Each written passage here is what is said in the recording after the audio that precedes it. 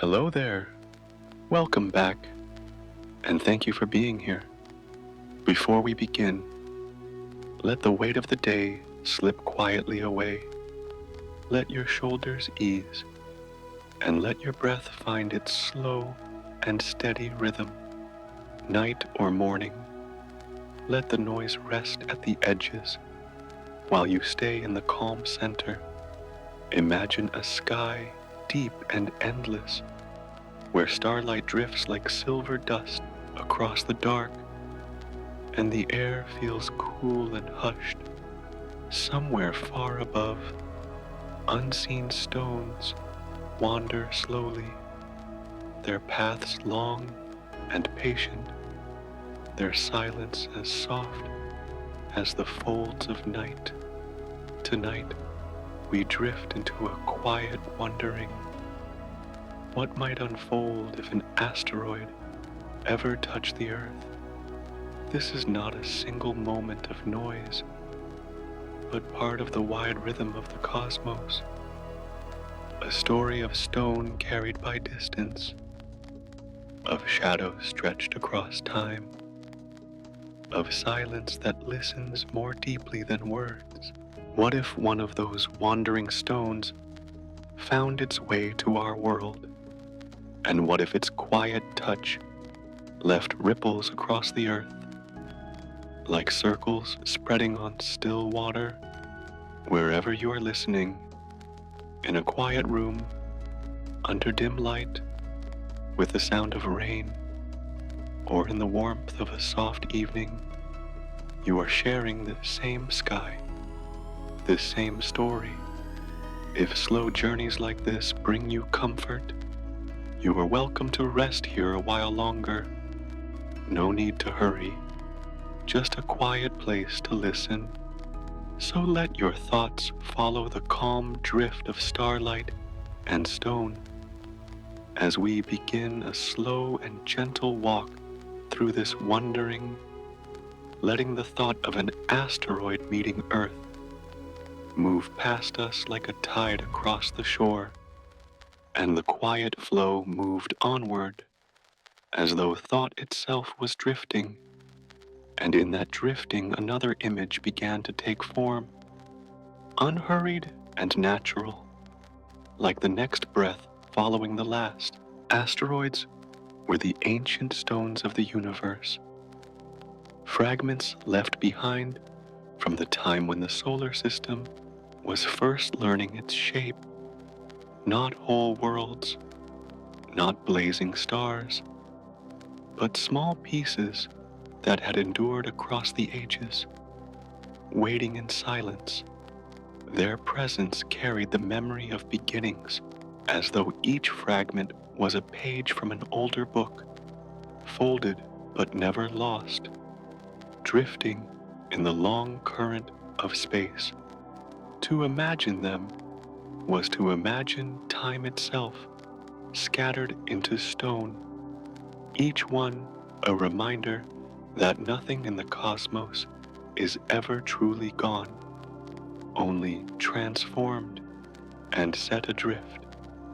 They circled quietly, orbit after orbit, like dry leaves upon a dark and endless river, turning slowly, never hurried, always patient in their movement.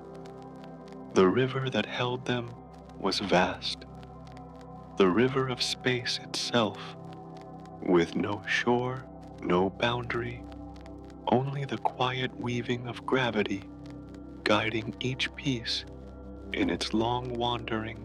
Some asteroids gathered together in wide belts, gentle gatherings of stone held in balance, while others drifted alone, crossing paths with planets from a distance, unseen and almost forgotten.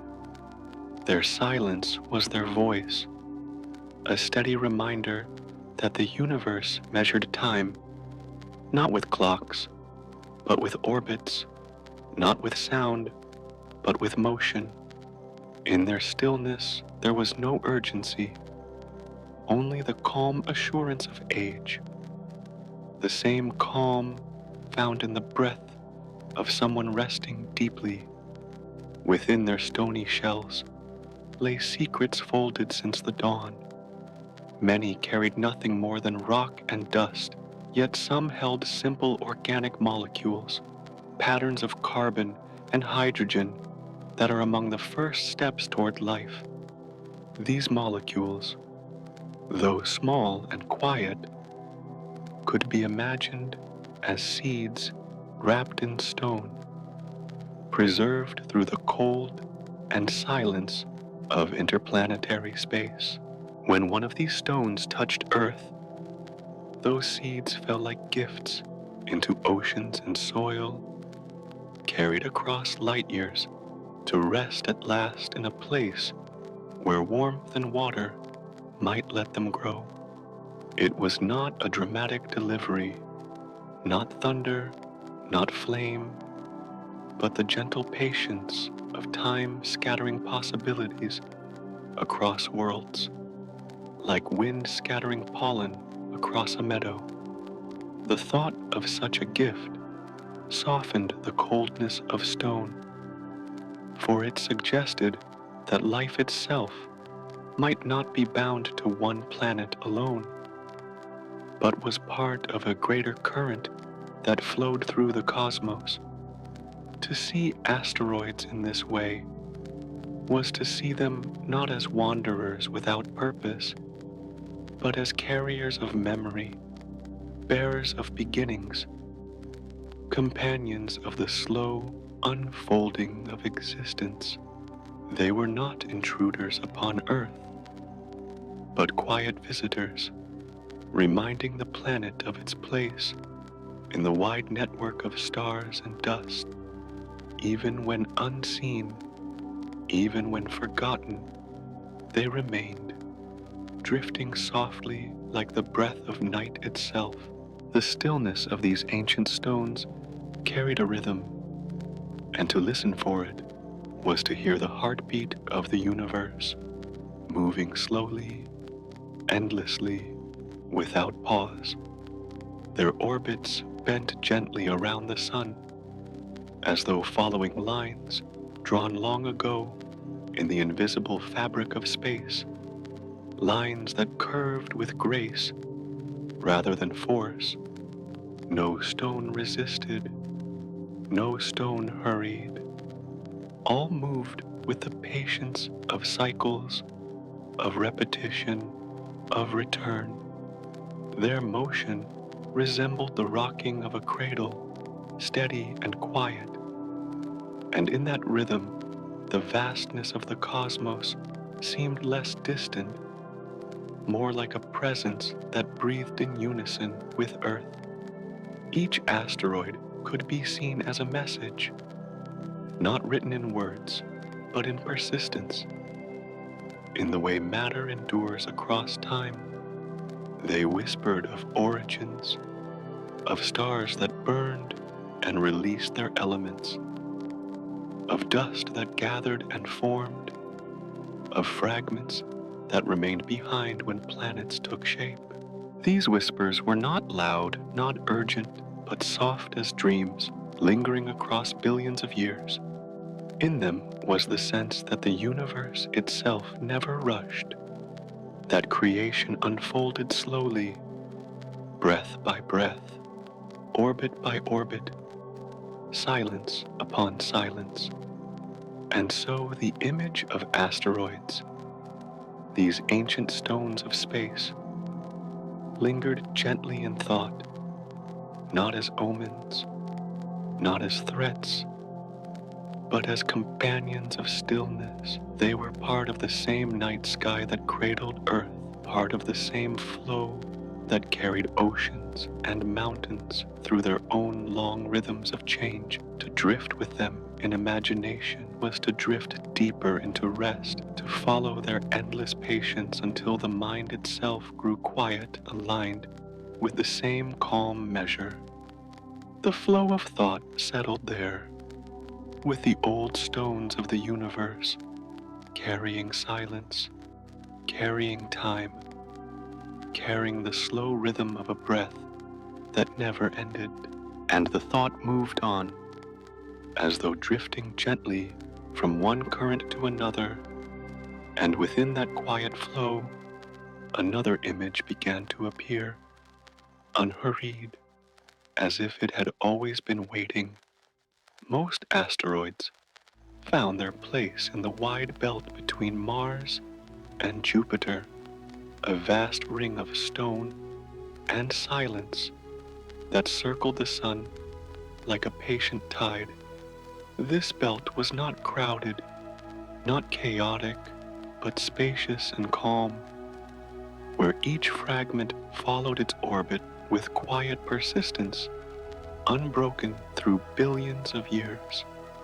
Their paths had been drawn long ago, and in following them, they resembled steps echoing faintly in a dark corridor, steps that neither hurried nor ceased, only repeating as though time itself were breathing in rhythm. The stillness of their journey made the distance between them feel even greater. Yet within that stillness, there was also comfort, a sense that each was part of a larger harmony. The quiet orbits stretched out like invisible lines, guiding the stones without force, without demand, only with the steady embrace of gravity, soft as a hand resting on the shoulder. To picture their wandering was to imagine a hallway without end, shadowed and silent, where each sound softened into distance until it became indistinguishable from silence itself.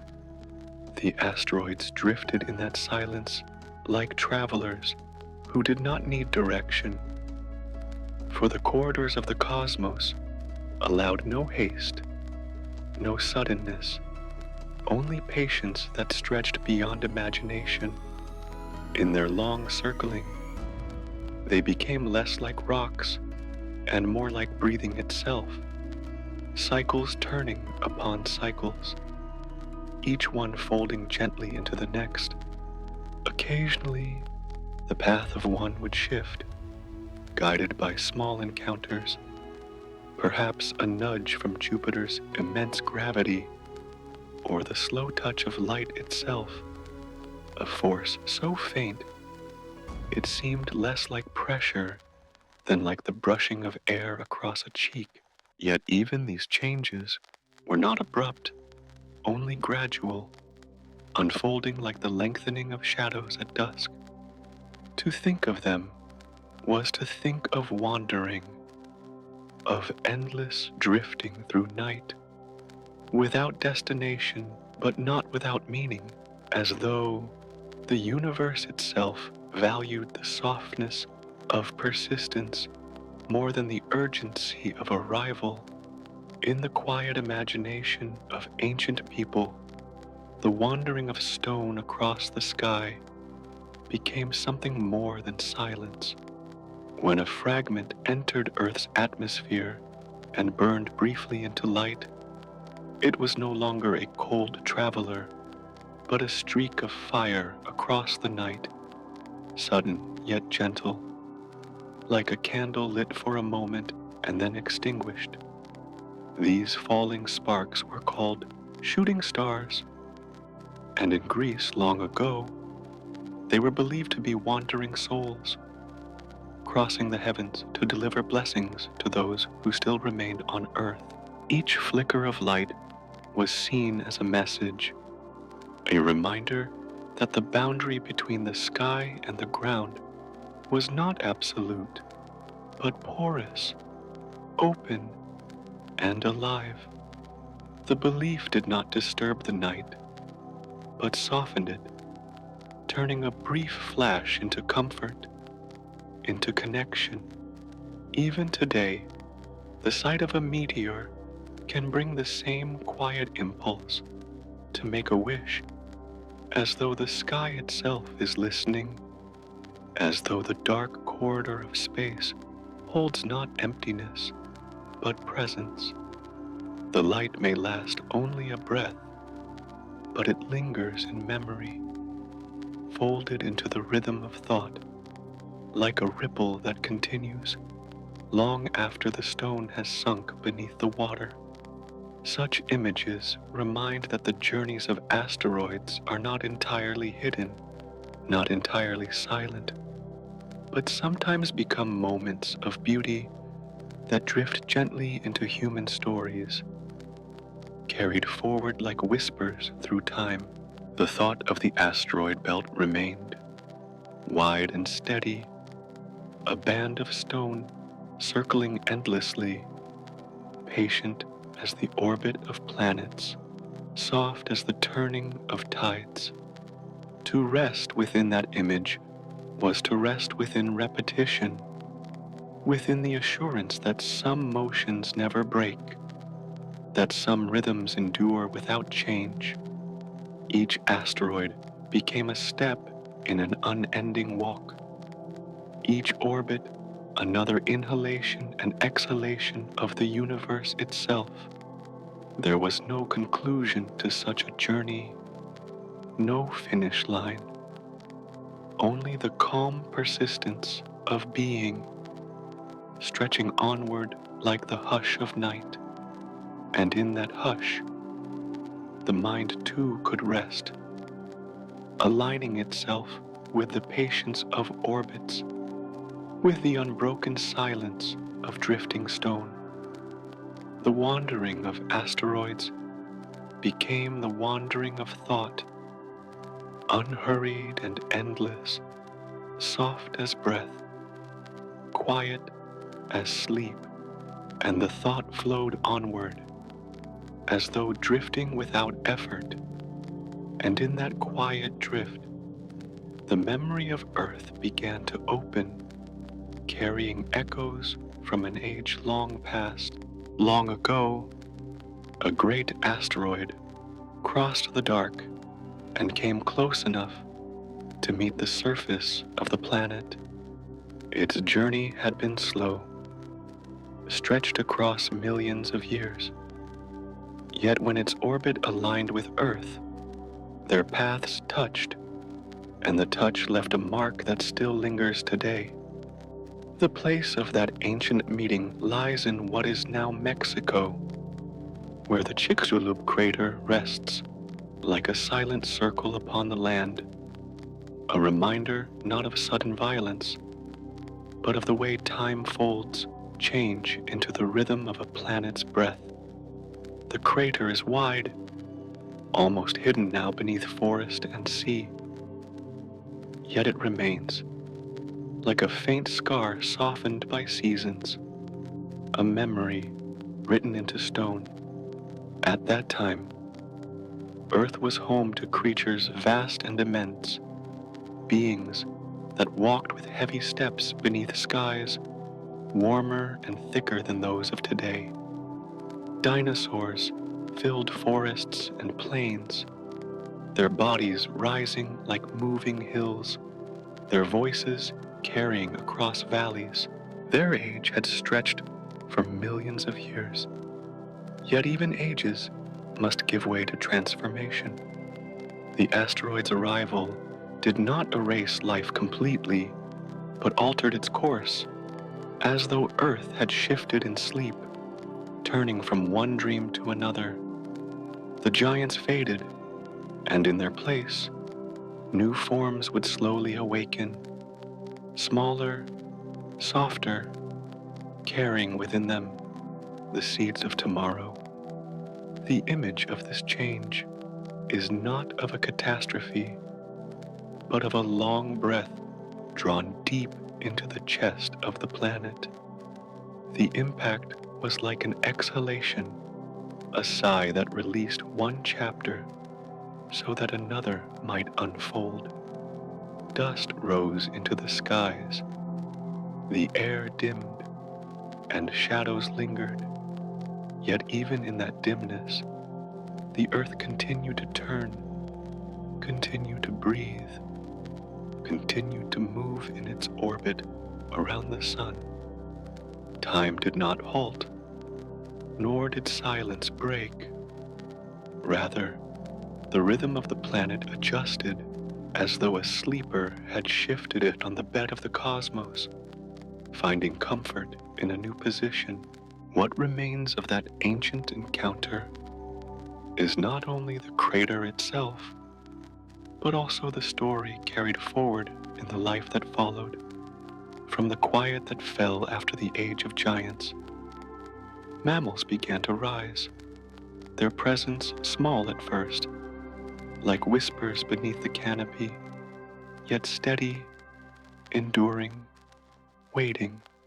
Birds, too, carried the memory of those earlier forms, their wings spreading into skies, once dominated by great reptilian figures. Forests returned, oceans continued their cycles, and the earth did what it had always done. It healed, it renewed, it dreamed again. To walk upon the land today is to walk above the remnants of that moment, though the ground no longer trembles with its memory. Soil covers stone, roots grow across it, and water rests in pools that fill the ancient basin. The earth has folded the mark into itself, not erased it, but softened it, turning impact into landscape, turning violence into rest. The Chicxulub crater is not a wound, but a circle of stillness, where the planet's patience has wrapped even destruction into gentleness. The echo of that long-ago collision reminds that transformation is part of the great cycle, as natural as the changing of seasons, as inevitable as the turning of night into dawn. The dinosaurs, vast and mighty, were not erased but transformed, their absence making space for others to emerge, their story woven into the continuing fabric of life. In the vast span of time, the event was not an ending but a transition, a moment folded into the long breath of the world. To imagine Earth then is to imagine a sleeper adjusting in slumber, shifting from one side to another, not waiting, not breaking the stillness, only moving to find a new rhythm.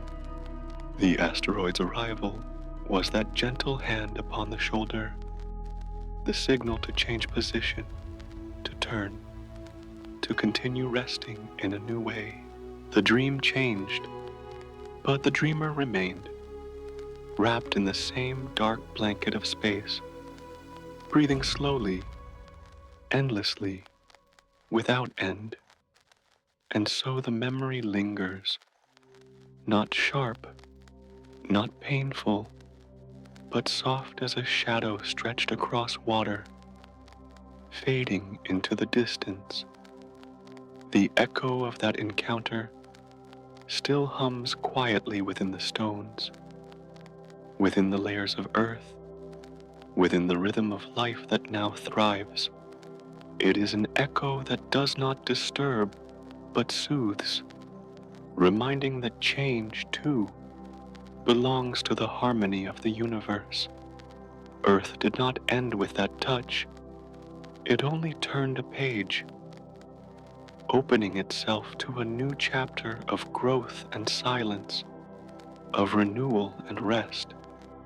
And the thought, carried on the same slow breath, drifted onward again, as though the echo of earth had given way to the deeper silence of the skies.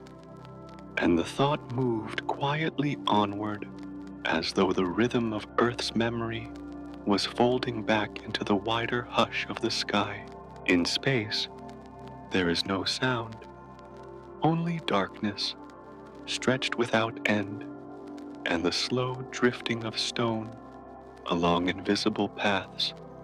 Silence, there is not emptiness, but presence, like a soft fabric woven through everything, wrapping each planet, each star, each wandering body in calm.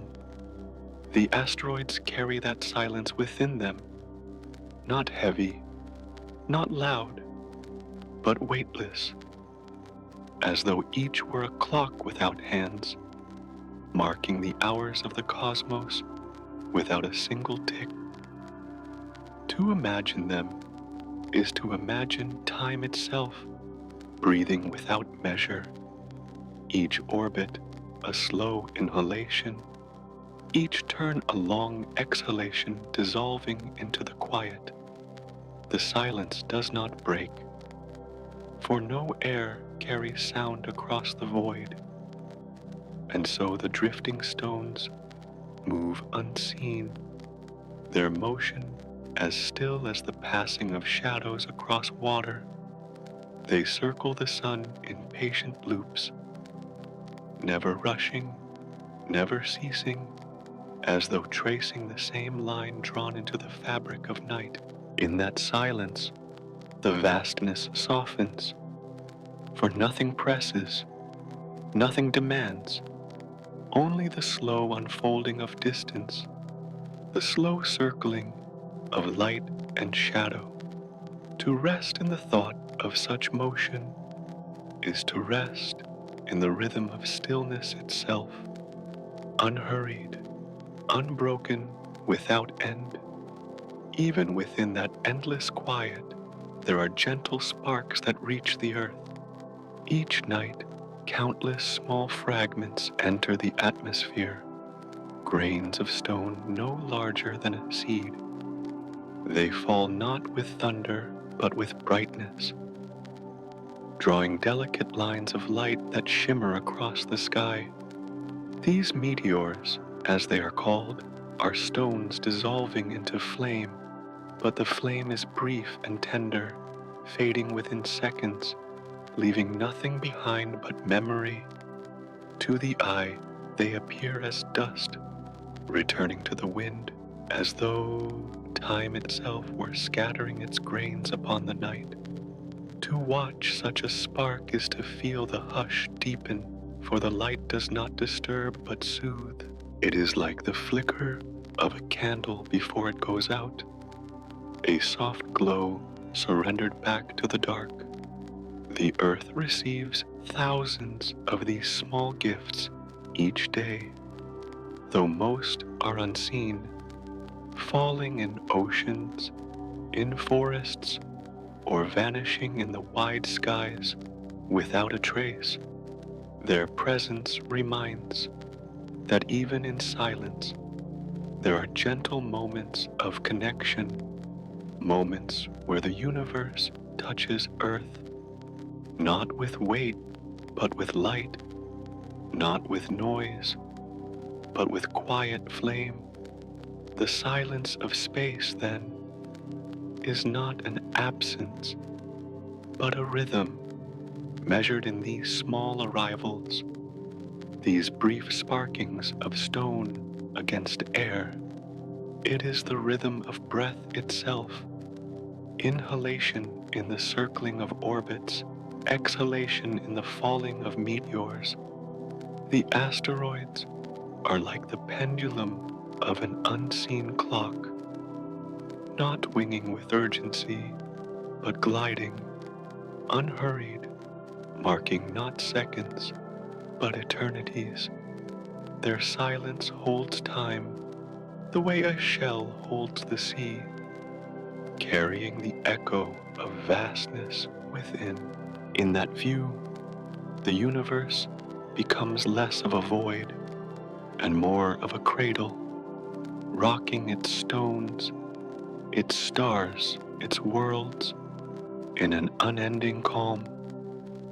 Silence is its song, not sharp, not broken, but steady, soft, and wide. Within it, every motion becomes part of a larger patience. Every fragment becomes part of a longer journey. Nothing is truly separate. Even the falling dust of meteors becomes part of Earth's breath, folding back into soil, into air, into the cycles of wind, and rain.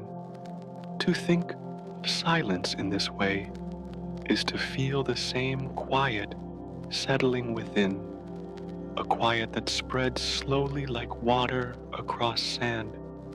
The heart moves more slowly, the breath falls into its own rhythm, and the mind drifts as though carried on the same invisible tide. Just as the asteroids drift without haste, the thought itself drifts, softer, slower, until it becomes only another breath in the wide rhythm of night. The presence of silence is not an end, but a reminder that even in vastness, there is gentleness. Even in darkness, there is comfort. The asteroids carry this truth, wandering stones that measure time without sound, returning always to the same quiet place. Their sparks across the sky are whispers, brief but tender, folded back into the silence that never ends. And as the image of silence deepens, the thought turns naturally toward nearness, as though distance itself were breathing slower, preparing to reveal a quiet visitor approaching from the dark. And from the quiet embrace of silence, the thought moved gently, as though darkness itself was opening to reveal a closer presence. At times, an asteroid drifts inward, its path curving softly toward Earth. Not in haste, not in alarm, but as though carried by the same hidden tide that guides all things. It does not announce itself, for space carries no voice, only shadow and light, and so its approach is quiet, almost unseen, like a cloud wandering across a night sky. Scientists observe these wanderers, calling them near-Earth objects, yet even in such names, there is no weight of danger, only the patient tracing of orbits, lines drawn long ago in the fabric of space. They are visitors, not invaders, their paths written like chapters turning slowly in a book that never ends. In most cases, the approach is not a meeting, but a passing. The asteroid drifts by, distant yet near, its presence felt more in imagination than in sight. It comes close, and then moves away again, like rain brushing against the roof before vanishing back into clouds. No harm, no clash, only the soft reminder that Earth is never alone in its journey around the sun. To think of such visits is to think of companionship, quiet and gentle, like footsteps heard faintly in the hallway of night, not startling, only soothing. The approach of an asteroid carries with it the same rhythm as breath, a drawing in, a pause, and a release. Gravity bends its path, holding it for a moment, and then letting it go, as though the universe itself were breathing with stone and planet alike. The nearness does not disturb, for the scale of space is wide, and within that width there is patience, there is calm. The asteroid drifts as if remembering Earth, as if offering a glance before returning to its own orbit, leaving behind nothing but the sense of a shared silence. Such encounters are part of the natural cycle of the sky. Just as tides rise and fall, just as the moon pulls the seas, so too do these small bodies wander close, then move on. They belong to no one, and yet they connect worlds. reminding Earth of the larger family of stones and dust drifting in the sun's light. They are part of the same river that carries planets, moons, and comets, each one flowing with the same unhurried rhythm. Their nearness is not intrusion, but continuity, the kind of closeness that feels like belonging. In the hush of night, when thoughts are quiet and the air rests still, the idea of such a visitor feels gentle.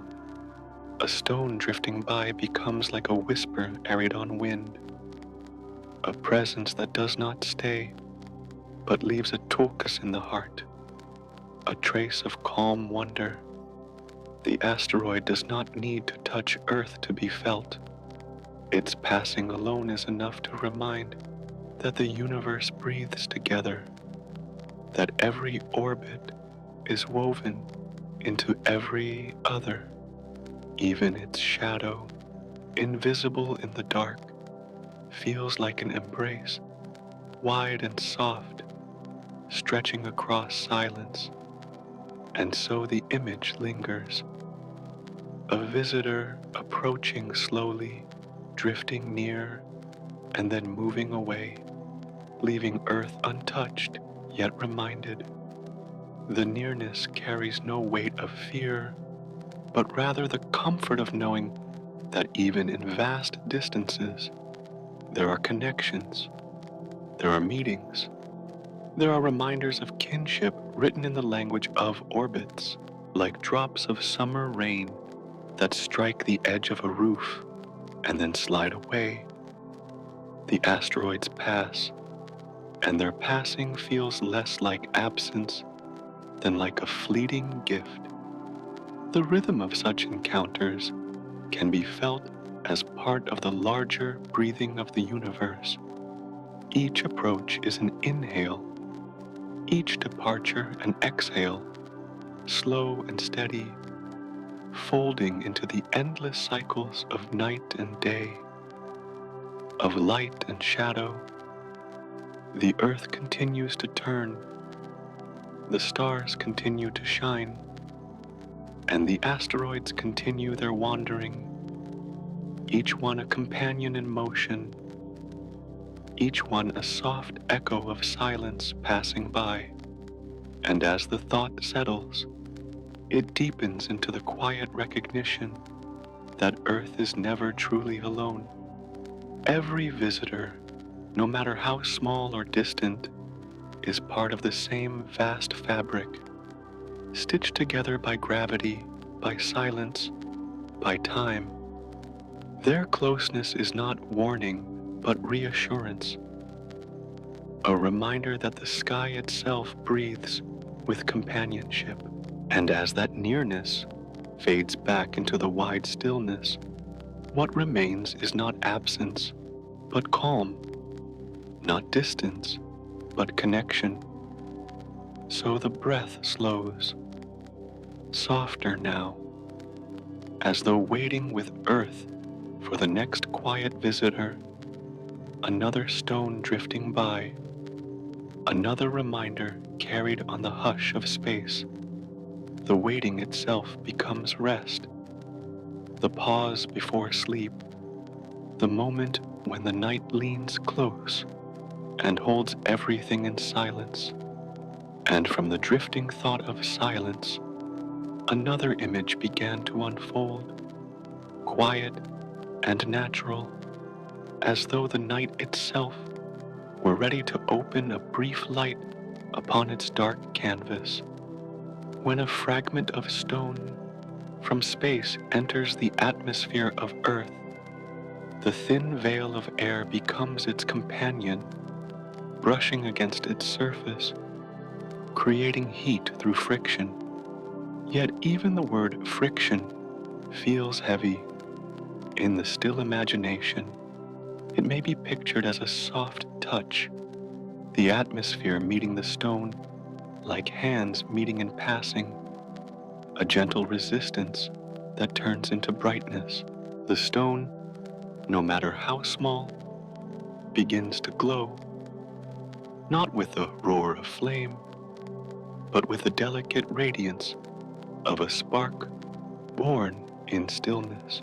This is the moment when a meteor appears, a brief streak of light across the quiet dome of sky, simple and fleeting, like the sigh of a candle before it fades. The glow travels only for an instant, but in that instant, the sky changes, as though the vastness above had chosen to write a single, bright line across its darkness. People have called such a light a shooting star, though it is not a star, only a fragment burning softly into nothingness. Still, the name remains, for the name itself carries poetry, and poetry often lingers where science leaves silence. To see one streak is to feel the night stir, to feel the hush deepen, as though the sky itself had leaned closer. The line appears, travels its short distance, and disappears, leaving behind only memory. Through centuries, eyes have lifted at such moments, and hearts have whispered wishes.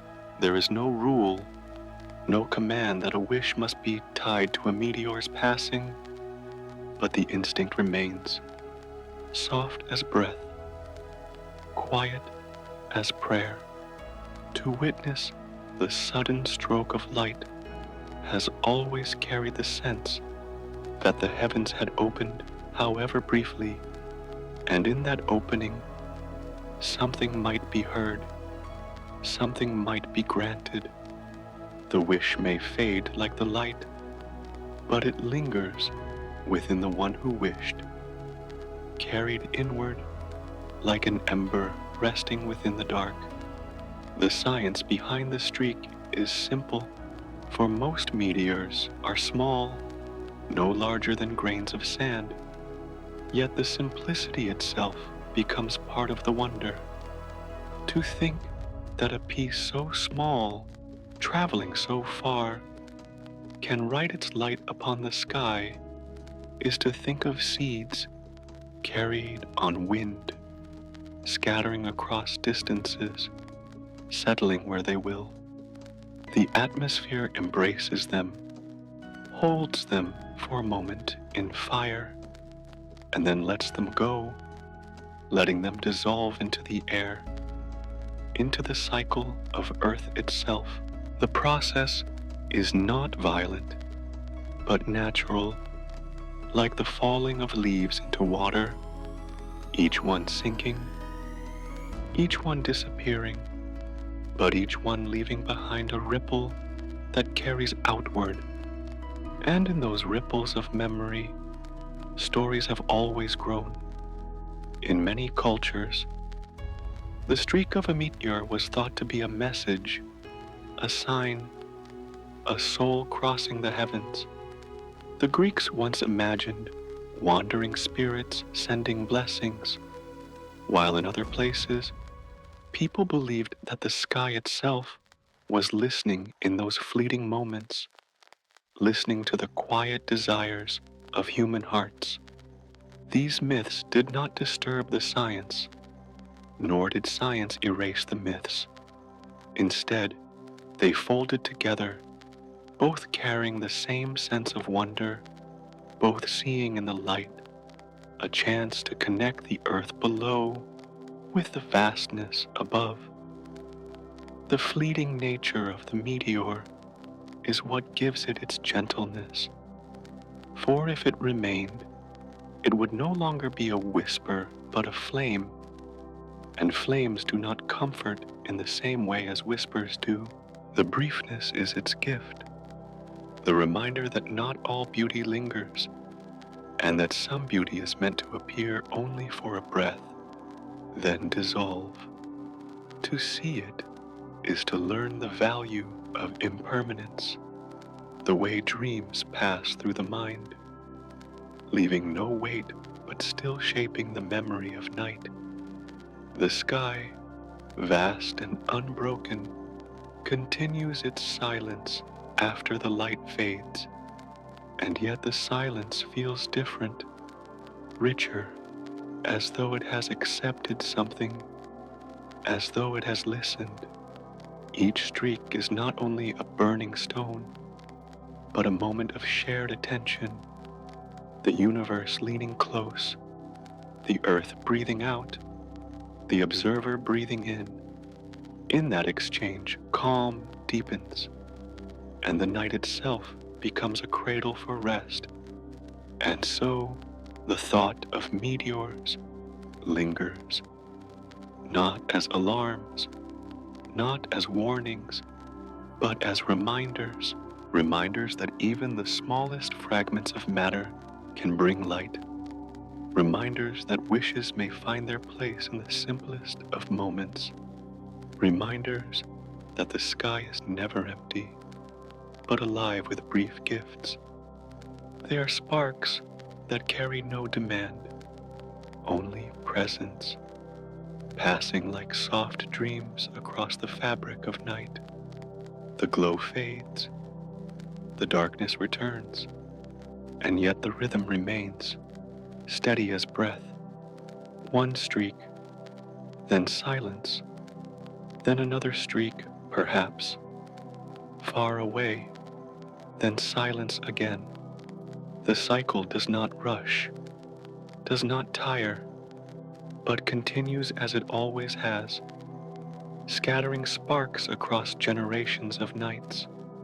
To lie beneath such a sky is to feel the measure of eternity softened into tenderness, softened into the simple truth that even in vast silence, there are moments of brightness to hold.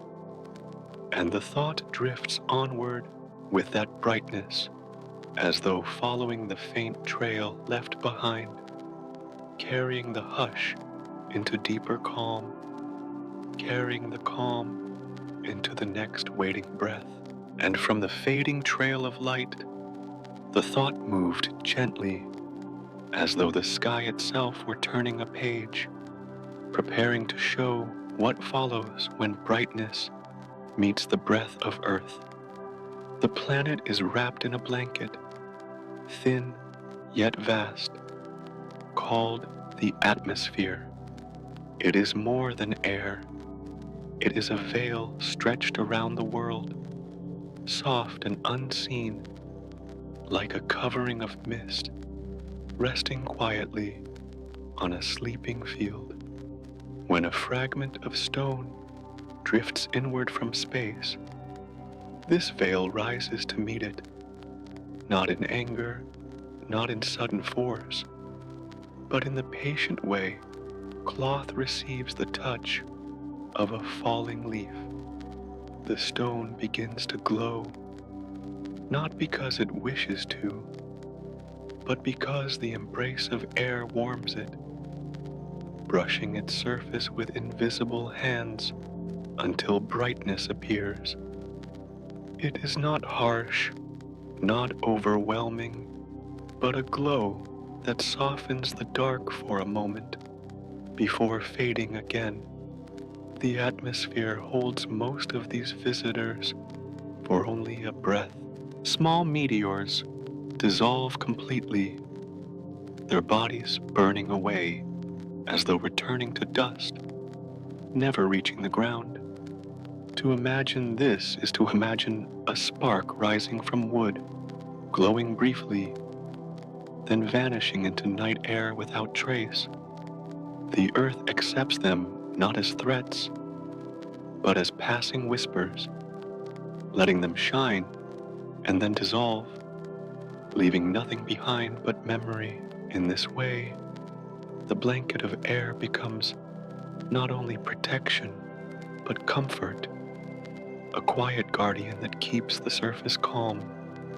To think of the atmosphere as a shield may sound heavy, yet it can also be thought of as a gentle coverlet, drawn across the face of a sleeper. It does not block the dream, it softens it. It does not halt the motion of the cosmos, it slows it into tenderness. The meteors that fall are like dreams themselves, bright for an instant, then fading into the same stillness from which they came. The blanket of earth receives them, folds them into warmth, and lets them go, like breaths dissolving into the night. The flame that appears as a meteor burns is not violent, but fragile. It trembles against the wind of its own speed, flickering the way a lantern flickers when a breeze stirs its flame. For most meteors, this flame fades quickly, vanishing long before the stone could ever touch the surface. The light remains only in the eyes of those who saw it, and in the heart of the sky that carried it. The comparison is simple, yet tender, like an oil lamp guttering and going out, leaving only the trace of warmth, not the weight of fire. Even in those brief flickers, people find meaning. A meteor burning away in the atmosphere becomes more than physics. It becomes an image of transience, of the beauty of endings. It is the reminder that not all journeys reach a ground. Not all stones become part of the soil. Some journeys complete themselves in light alone, dissolving before arrival, becoming nothing more than a gesture, a bright bow drawn across the violin of the night, its music heard only once. The silence that follows is deeper, richer because of it.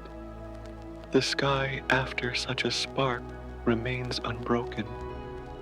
Stars continue to shine steady as ever, while the faint line of the meteor fades into memory.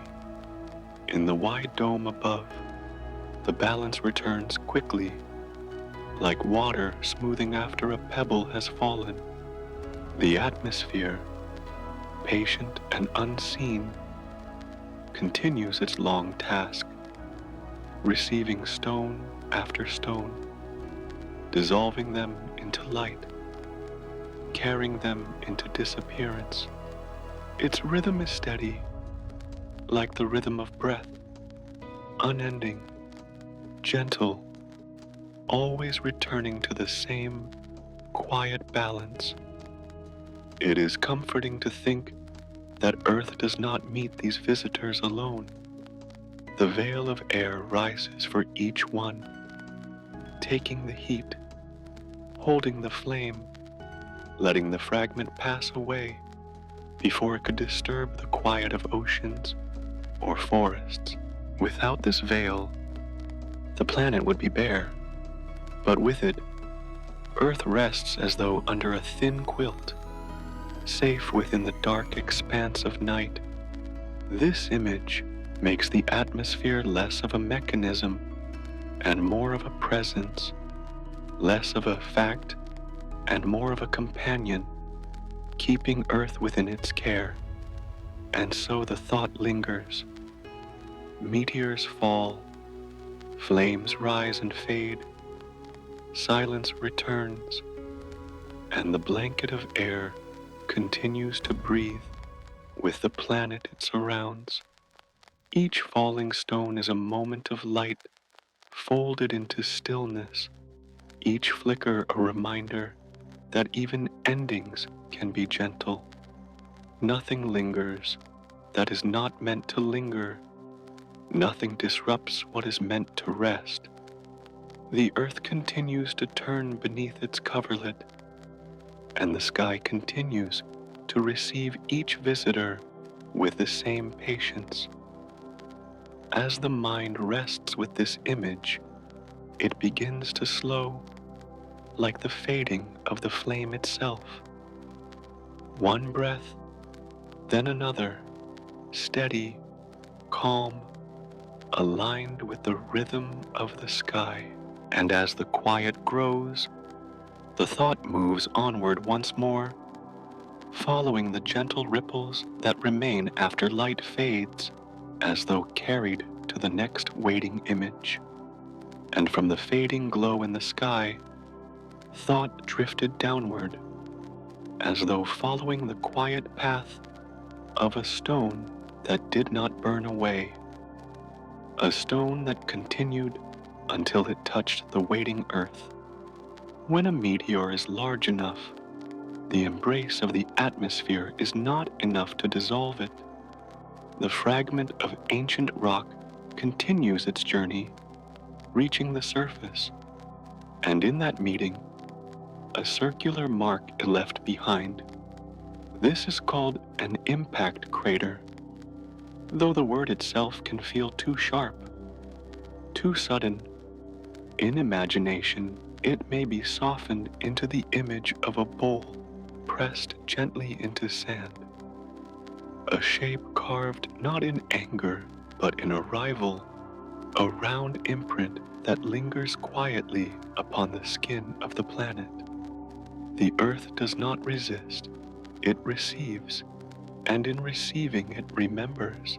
The touch of such a stone creates waves that move outward, rippling across the ground in patterns that can be likened to the rings upon water when a pebble falls into a still pond. These waves do not remain forever. They fade, they spread, they quiet, until the land settles once more into stillness. What remains is not the motion itself, but the shape left behind, the silent circle that marks where the visitor arrived. It is a mark both deep and gentle, for though it carries history, it also carries the calm of being absorbed into the long breathing of the earth. The craters, scattered here and there across continents and deserts, are not only scars of impact, but also reminders of connection. They show that the sky and the ground are not separate realms, but parts of one continuous flow, touching when time and paths align. To walk near one of these circles is to feel a kind of quiet awe, not of destruction, but of memory, as though the earth itself were holding a story in its surface, a story written in stone rather than words. The stillness of such places carries a weight that is not heavy but contemplative, like standing beside an ancient tree whose age cannot be counted but can be felt.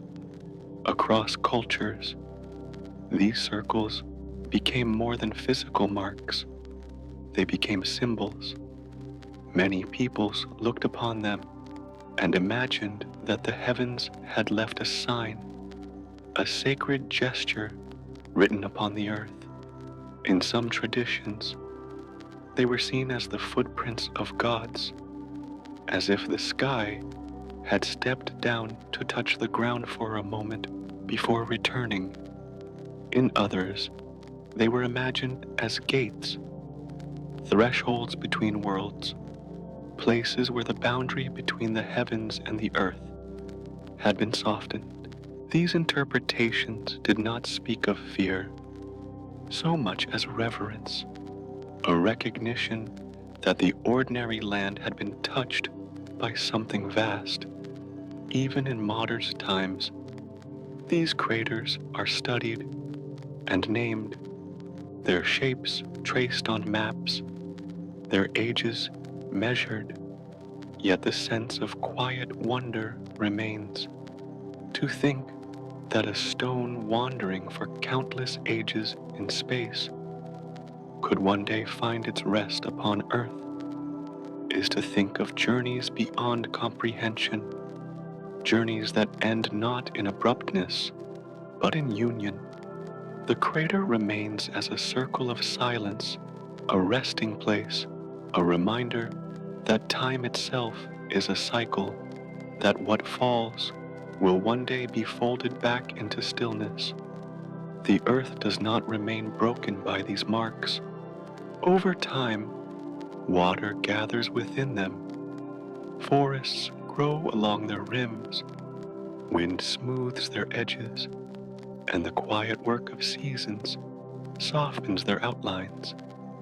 What begins as a sharp impression becomes gentle, absorbed into the rhythms of nature, transformed into lakes, meadows, and valleys. The land breathes around them, covering them in life until they become less reminders of an instant and more reminders of endurance. The crater is no longer simply where a stone arrived. It is where the earth continued, where silence turned into renewal. To imagine the waves that once spread outward is to imagine breath itself, drawn in deeply, then released slowly, leaving calm in its wake. The vibrations fade, the silence returns, and the circle remains like the pause between one heartbeat and the next. It is not alarm that the crater holds, but patience, a patience as wide as time itself. And in that patience, the thought can rest, as though lying upon soft ground, feeling the pulse of the earth continue beneath, steady and calm. And so the image of craters, born of ancient arrivals, lingers in the quiet mind. They are not simply holes in the earth, but places where the sky and ground have spoken to one another, places where memory rests. To drift with that image is to drift into calm, to feel the echo of a ripple long past, still circling within the silence of the planet. Each crater becomes like a closed eye upon the earth, at rest, holding within it a dream of stars, a dream folded into stone. And as the thought softens into this dream, it flows onward again, ready to follow the long breath of the planet itself, moving from the memory of impact to the slower rhythm of renewal. From the circle left upon the surface, the thought drifts gently onward, carried by the patience of time itself, as though the earth were breathing deeply after a long pause. When the mark of impact remains, it does not stay harsh forever.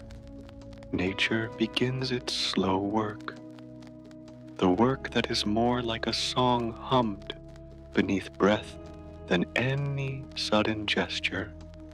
The wind moves first, carrying dust and whispers across the rim, smoothing edges, filling spaces with grains that drift like soft snow, settling upon quiet fields. Then the waters arrive, drawn by the pull of gravity, yet softened by their own flowing, spilling gently into the hollow, collecting in pools, seeping through stone, shaping the wound into gentler curves. What seemed once like a deep scar becomes less sharp with each passing season, less abrupt with each turn of the earth. It is a process of healing, not unlike the way skin closes around a cut, slow and quiet, invisible when watched too closely, yet certain when remembered after time has passed. The crater is not erased, but softened, folded into the earth's rhythm, as if the planet itself had taken one long breath, held it for a moment, and then released it again in calm surrender. The surface exhales, and with that exhalation, the wound no longer feels raw, but part of a larger harmony, Plants are among the first to arrive, carried as seeds on drifting air, as tiny messengers hidden within the feathers of birds or the fur of wandering animals. They find soil gathered in pockets, soil that has collected like dust resting in corners, and they send down roots with patience. The green begins as small blades, delicate and tentative, swaying lightly in the air as though testing the silence.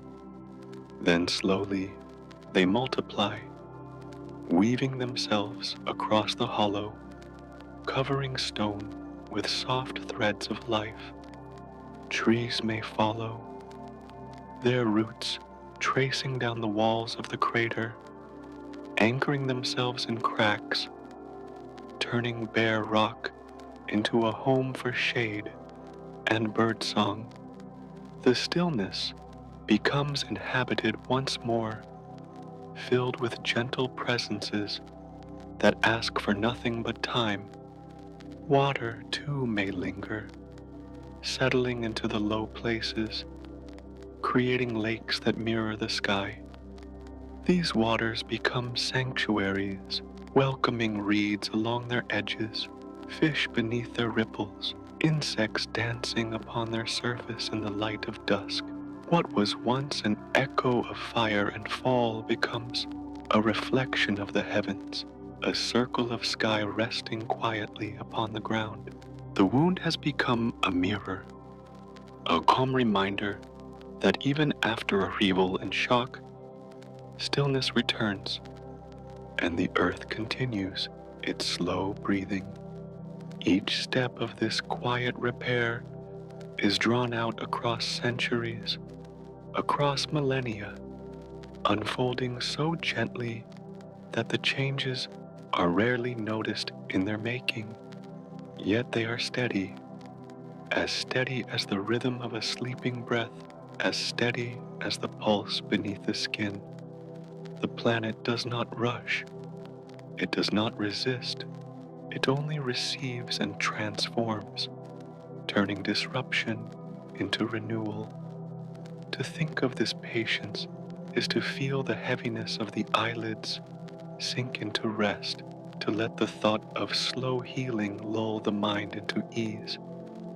Cultures that came upon these softened craters often found them places of wonder. Not only were they signs of the sky's visit, but they were also places where nature had shown its endurance, turning memory into meadow, silence into song. The sacredness felt in such places was not only in their origin, but in their persistence, the way they became part of the earth's quiet breathing once again. To stand within them was to stand inside the planet's slow exhale, to feel part of something older and calmer than words could carry.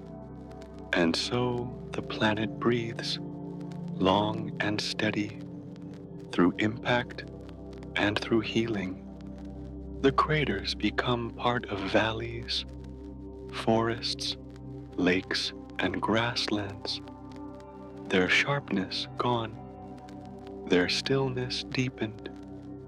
Time folds them back into the land until they seem less like wounds and more like resting places, circles of memory softened into the earth's embrace. They remain, but they remain as whisper, not shouts, as pauses in the song rather than endings. To rest with this thought is to rest within the rhythm of nature's patience. It is to feel that every mark, every echo, every scar is drawn slowly back into balance, softened by breath, carried by silence. What the sky once gave in fire, the earth takes back in calm, and what seemed violent is folded into stillness.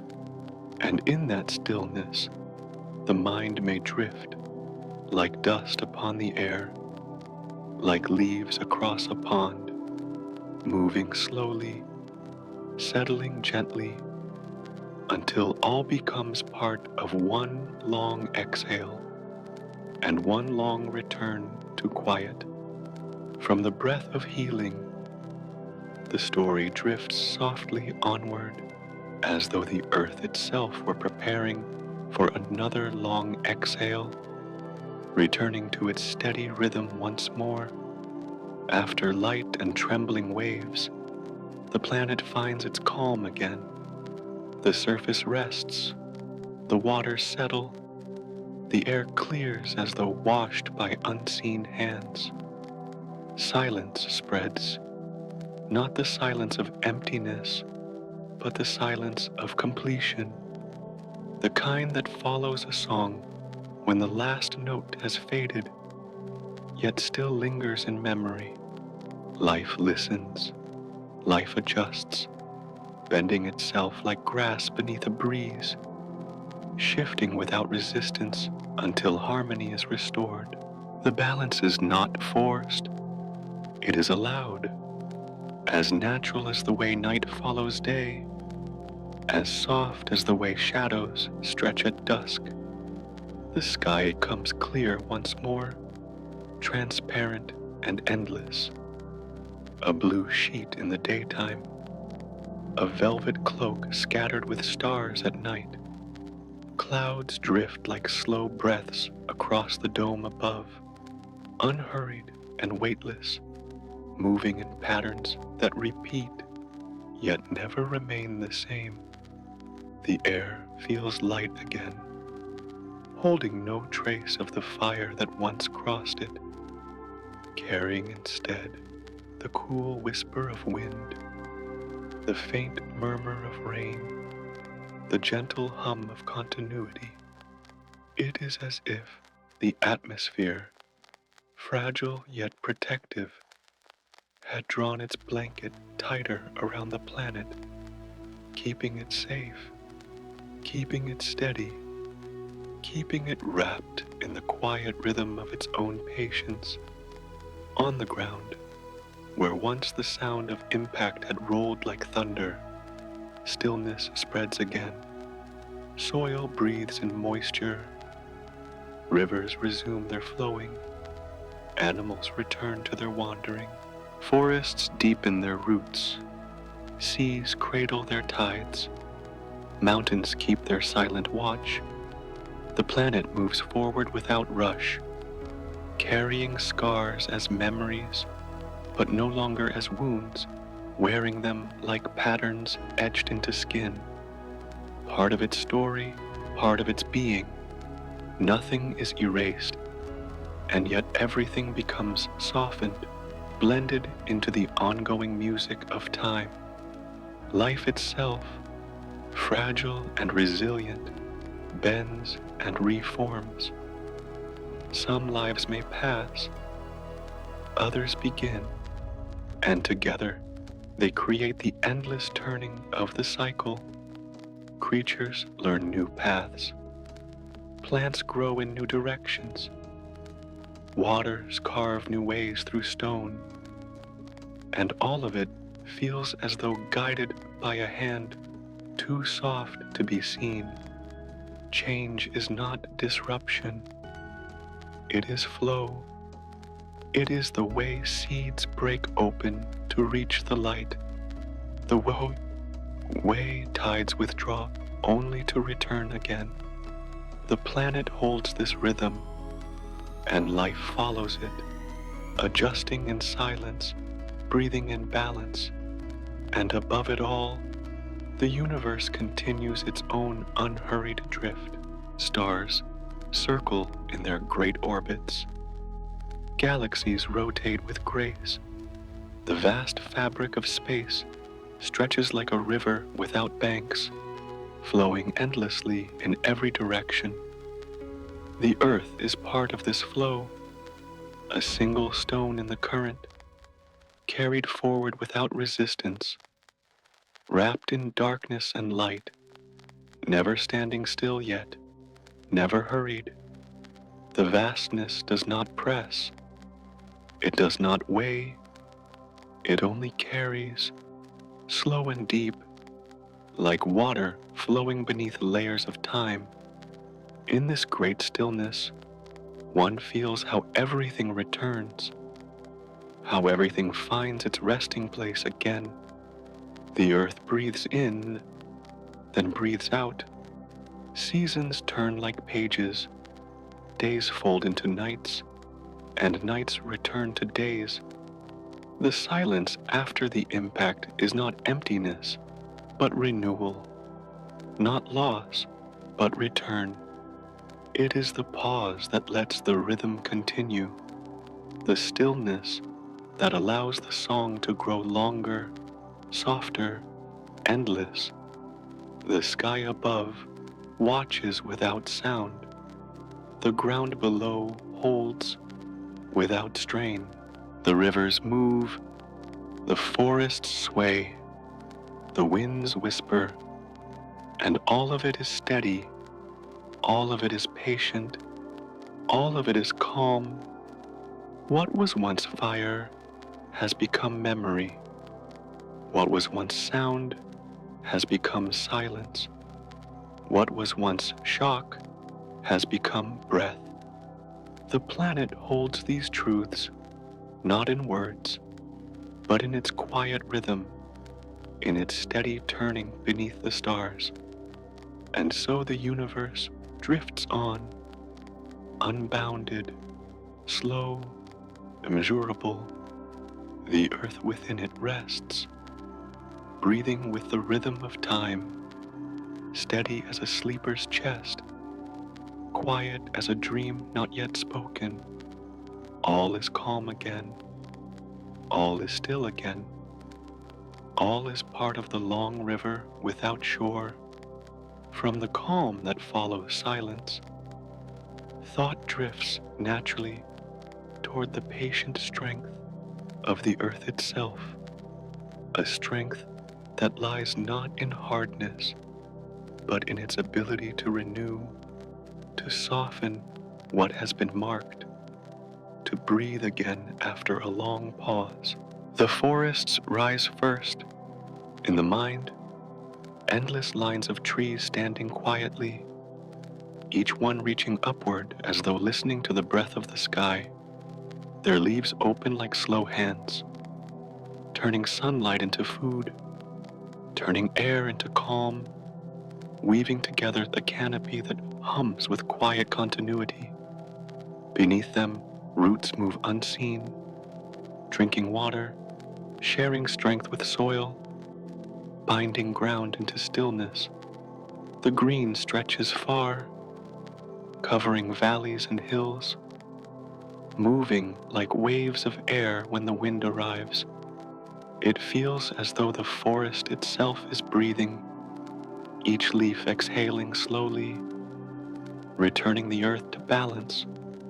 Beyond the trees, the seas take their place, wide and endless. They sway with tides that follow the moon, their motion unhurried, their rhythm unbroken. Each wave rises, folds upon itself, and returns, carrying the memory of the sky above and the pull of the stars beyond.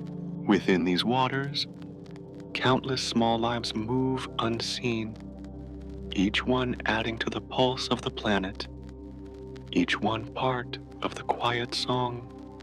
The ocean does not resist. It absorbs, it heals, it holds the memory of stone and dust, and in holding it, it makes that memory soft. The waters breathe as well, their inhalation at the gathering of tides, their exhalation the retreat that leaves, sand glistening in starlight. The atmosphere, too, surrounds with patience, thin, invisible, yet vast. It stretches around the earth like a veil of silk. Within it, winds drift across plains, clouds gather and dissolve. Rains fall as though whispered from one height to another. It shields and it soothes, catching fire from falling stones, turning them into light, allowing them to fade before they could ever disturb the calm below. The air is always present, always moving, like a blanket drawn across the body of a sleeper, not heavy, not firm, but gentle and protective, breathing in and breathing out. The atmosphere itself becomes the soundless song of the planet, rising and falling with no end. Together, forest, ocean, and air weave the rhythm of renewal. They do not erase what has been marked. They fold it into balance, covering wounds with green, smoothing hollows with water, softening edges with time. The earth does not resist its history. It accepts, and in acceptance, it transforms. A crater that once seemed harsh becomes a lake that reflects the sky. A scarred plain becomes a meadow swaying with grasses. Even the air carries away the memory of fire, scattering it into blue, letting it vanish into distance. What was once impact becomes continuity. What was once silence becomes song. To imagine this patience is to feel the weight of breath itself. Each inhale draws in what has been broken. Each exhale releases it into calm. The cycle never ends, for forests continue to grow, seas continue to rise and fall, and air continues to move with infinite tenderness. Life bends to this rhythm, not resisting, not demanding, but following, like grass bending under rain.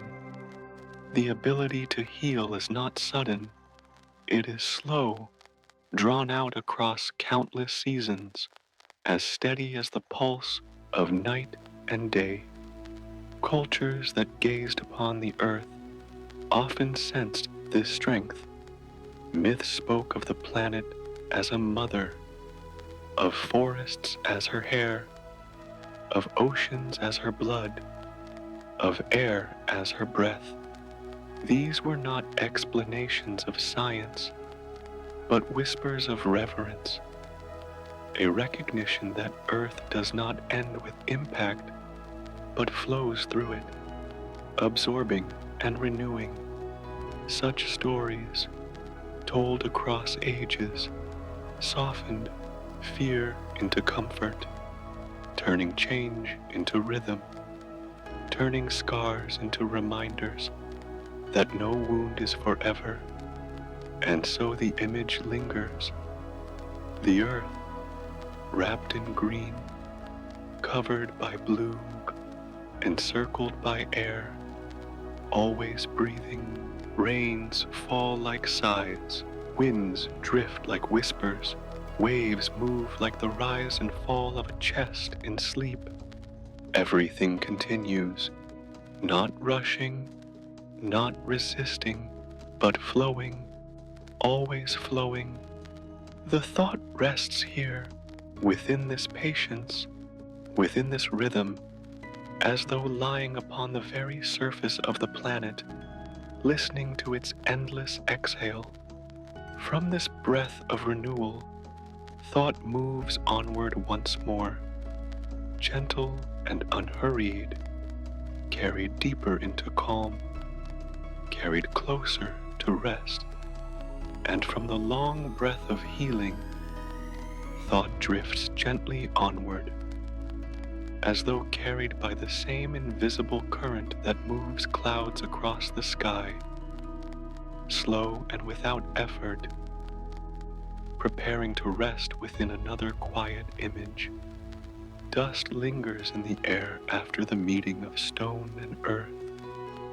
Countless tiny grains lifted and scattered, suspended in silence. Each particle is light enough to be carried, drifting without will of its own, gliding upon invisible streams of air. They do not fall all at once, but descend slowly, as though the atmosphere itself were whispering them back to the ground. The sky, softened by this veil, dims for a while, its brightness muted, its edges blurred, like light seen through thin cloth.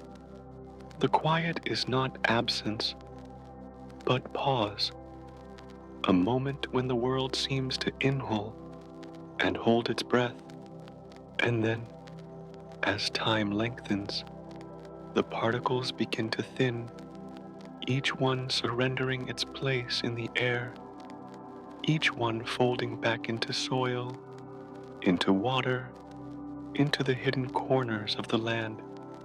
The veil becomes lighter, the dimness lifts, the sky opens again, sunlight returns gently, not as a blaze, but as a gradual widening of brightness, spilling across the horizon, touching the tops of trees, glimmering upon the patient skin of rivers. The light does not rush, it does not command, it simply appears, as dawn appears after night, as waking follows sleep. The dust that once veiled the sky becomes part of the earth below, folded into its patient layers. Winds carry it across plains, rains mix it into streams, roots embrace it in the soil.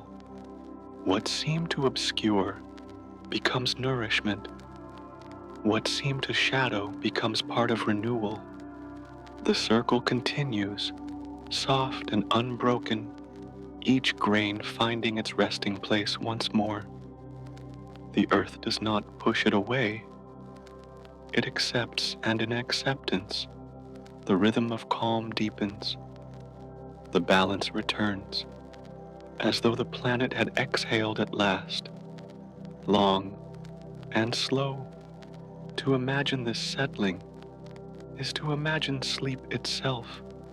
Particles drifting downward resemble thoughts dissolving into dreams, falling away one by one until only quiet remains. The sky clears as the mind clears, both washed in stillness, both opening to light that returns without strain.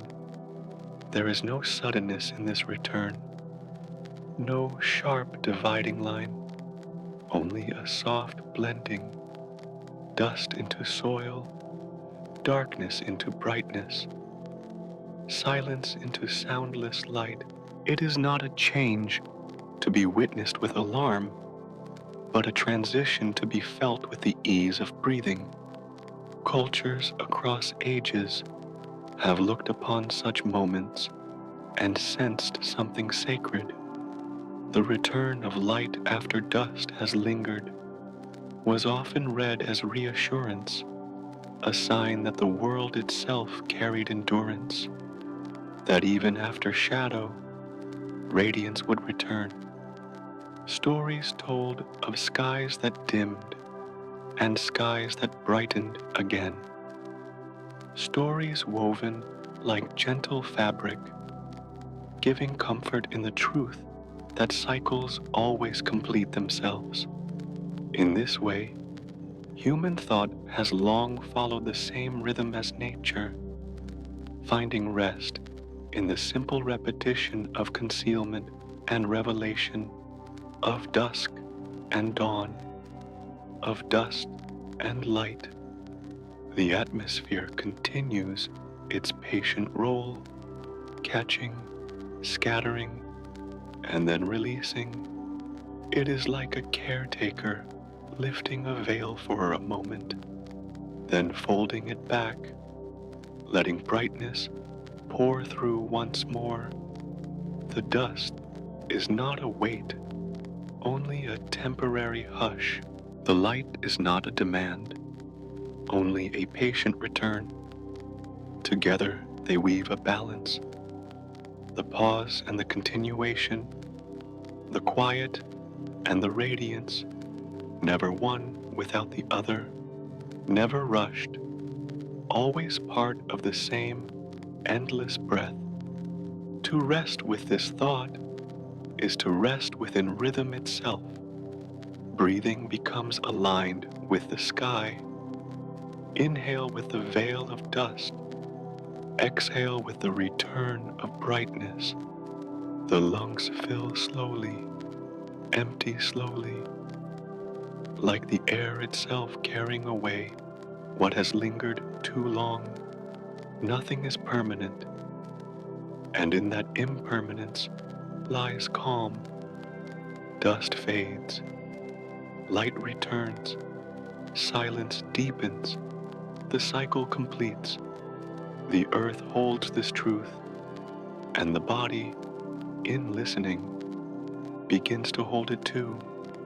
The thought settles here, with the gentle falling of grains, with the sky brightening once more, with the universe continuing its unbroken song. No haste, no resistance, only the soft turn of cycles, endlessly repeating, endlessly soothing. And as the brightness spreads quietly across the horizon, thought drifts onward again, unhurried, as though following the light into the next long exhale of the night. And from the clearing air, thought drifted onward, as though following the light that spread again across the sky, unhurried, ready to settle upon the quiet unfolding of life itself. On the ground where stone had once struck, where silence once lingered heavy with dust, there begins the slow return of green. Small seeds, carried by wind or by water, find their way into softened soil, into cracks between stone, into hollows that wait patiently for their arrival. The soil itself, enriched by minerals scattered from the fragment of sky, becomes a cradle, holding each seed with the same patience that the earth holds oceans and mountains. Nothing rushes. The process unfolds gently, like breath drawn in, like sleep deepening into dream. Tiny shoots rise first, fragile and pale, lifting themselves as though testing the air, bending with every whisper of breeze. They do not demand, they simply grow, leaning toward light, stretching slowly with each day. Their greenness softens the memory of stone, turning the cratered earth into a garden in waiting.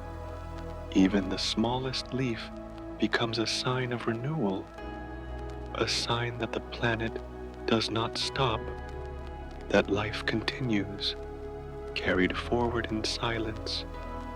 The stillness is not broken, only transformed, as if the land itself had exhaled and let new breath take form. Water joins in this renewal, seeping into low places, filling hollows with pools that reflect the sky above. Within those waters, life too awakens, small plants floating like drifting dreams, insects hovering like sparks of light, fish gliding slowly beneath the surface. The pools become mirrors, circles of calm, where the heavens lean close to meet the earth, where clouds can be seen twice, once above and once below. In their stillness, the waters echo the patience of time, unhurried, always receptive, always giving space for new beginnings to take hold. As seasons pass, the shoots grow taller, roots deepen, branches spread, trees rise at the edges of stone, their trunks carrying the memory of years in hidden rings, their leaves whispering softly in winds that now pass gently over healed ground. Birds find perches in these branches, their wings gliding across the sky as though stitching earth and air together. Animals wander back, following streams, finding shade, leaving traces of presence. The land, once marked by silence, becomes a place of voices again. Not loud, not urgent, but woven into the fabric of harmony. The atmosphere above, once veiled in dust, now glimmers with clear light, scattering blue in the day and stars in the night. That clarity feels like renewal, as though the planet itself has sighed in relief.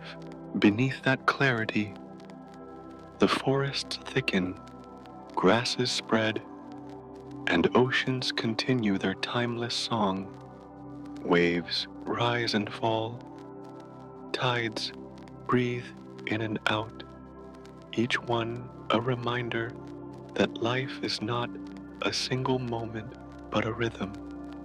It is a rhythm without end, flowing quietly across years, across ages, across every heart that listens. To see new life sprouting upon old stone is to understand how the earth heals itself, not with haste, not with force, but with patience that outlasts memory. The crater that once seemed a wound becomes meadow, becomes forest, becomes valley. The dust that once dimmed the sky becomes part of leaves, part of soil, part of roots holding the ground steady. What fell from the heavens has become nourishment for the living. What seemed like an end has folded into a continuation. Cultures that looked upon such renewal often wove stories from it. They saw sacred signs, not only in the moment of fire, but also in the way life followed, the way green returned to gray, the way stillness grew fertile again. Some spoke of the earth's breath, of the planet inhaling and exhaling through ages, never ceasing, always carrying the rhythm of persistence. Others saw in the shoots a reminder that life is not fragile alone, but resilient, rising again from stone, finding path where none seemed possible. In every story, the truth of renewal was softened into reverence, into calm understanding. To rest with this image is to rest with hope that asks for nothing but time. The seed grows without hurry, the tree rises without noise, the water flows without end. Each movement is part of the same breath, inhalation and exhalation, birth and return, silence and song. Nothing remains broken. Everything folds back into harmony, and so the thought lingers with the sight of new shoots rising upon quiet soil, with the green spreading across the once gray land, with the cycle of life continuing. It is a gentle reminder that no mark upon the earth is final, that every silence holds within it the possibility of song, that every breath leads naturally to the next, and as the breath of life deepens, thought drifts once more, unhurried, carried into the next quiet unfolding of the universe, and from the gentle vision of renewal, thought drifted further, carried by the steady rhythm of time, as though the earth itself were ready to unfold another truth that had always been present, quiet and enduring. Across ages, the planet has worn many faces, shifting its surface like a sleeper turning slowly in dream. Continents, once joined together, have drifted apart, carried on the slow current of tectonic plates, as though land itself were floating on a vast sea. Mountains have risen and worn down again. Valleys have deepened. Rivers have carved their long paths through stone. Each change is immense in measure, yet soft in rhythm, unfolding not in moments, but in spans of time longer than any breath could count. The earth has never remained still, but the stillness of its patience makes every change seem calm, like the quiet pulse beneath the skin of life. Oceans too have shifted, spreading wide, retreating, then spreading again, like the inhale and exhale of a breath too vast to measure.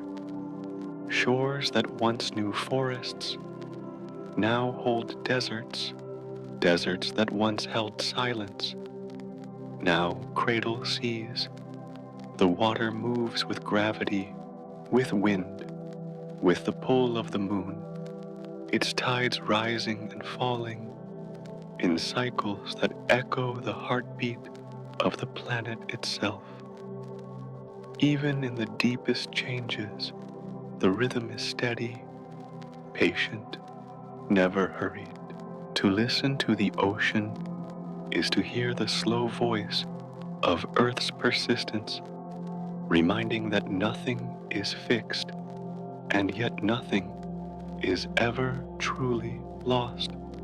Life upon this shifting stage has also changed countless times.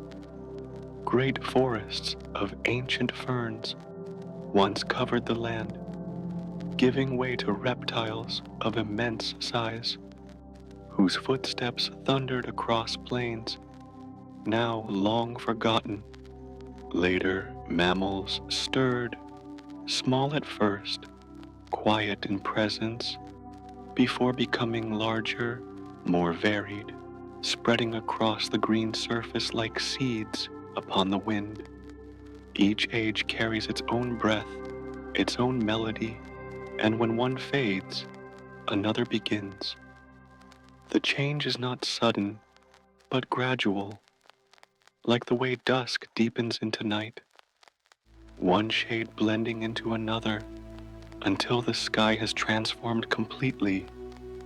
Through ice ages and warm ages, through times of shadow and times of light, the planet has turned. Ice sheets have grown wide, covering land in silence, then melted back into seas, leaving behind lakes, rivers, and valleys. Forests have expanded and retreated. Grasslands have stretched and contracted. Deserts have shifted with winds. To think of these transformations is to think of a circle, a long inhalation followed by a long exhalation, the earth breathing through its cycles without end. And yet, through every change, one truth remains constant: the turning of the planet itself, the steady rotation that carries night into day and day into night. This motion is the heartbeat that has never ceased, the pulse that continues, regardless of mountains rising, oceans spreading, forests blooming, or species fading. The spin of the earth is gentle and ceaseless, a cradle rocking without pause, keeping the rhythm upon which all else unfolds. No matter how many times the planet changes its face, the circle of its rotation persists, soft and eternal. The steadiness of this turn can be felt in the most ordinary of moments. The rising of the sun each morning, the arc it draws across the sky, the fading of light into evening, all are reminders that the Earth's rotation never falters. Even when storms rise, even when mountains quake, the planet continues its turning, steady and calm beneath the surface of change. The rotation does not rush. It does not break. It flows like water in a river that has no end. To rest in this image is to rest in assurance. For though the earth transforms again and again, though landscapes shift and climates alter, the rhythm of the spin remains, holding all in balance. It is as though the earth breathes not only through its seas and forests, but through its very motion, turning gently in the arms of space. That motion is a lullaby, a soft rocking that has carried every creature, every season, every age into the next, never pausing, never failing. Cultures across time have noticed this constancy, weaving stories of the Earth's endless turning. Some imagined the world resting on the back of a great animal, steady in its step.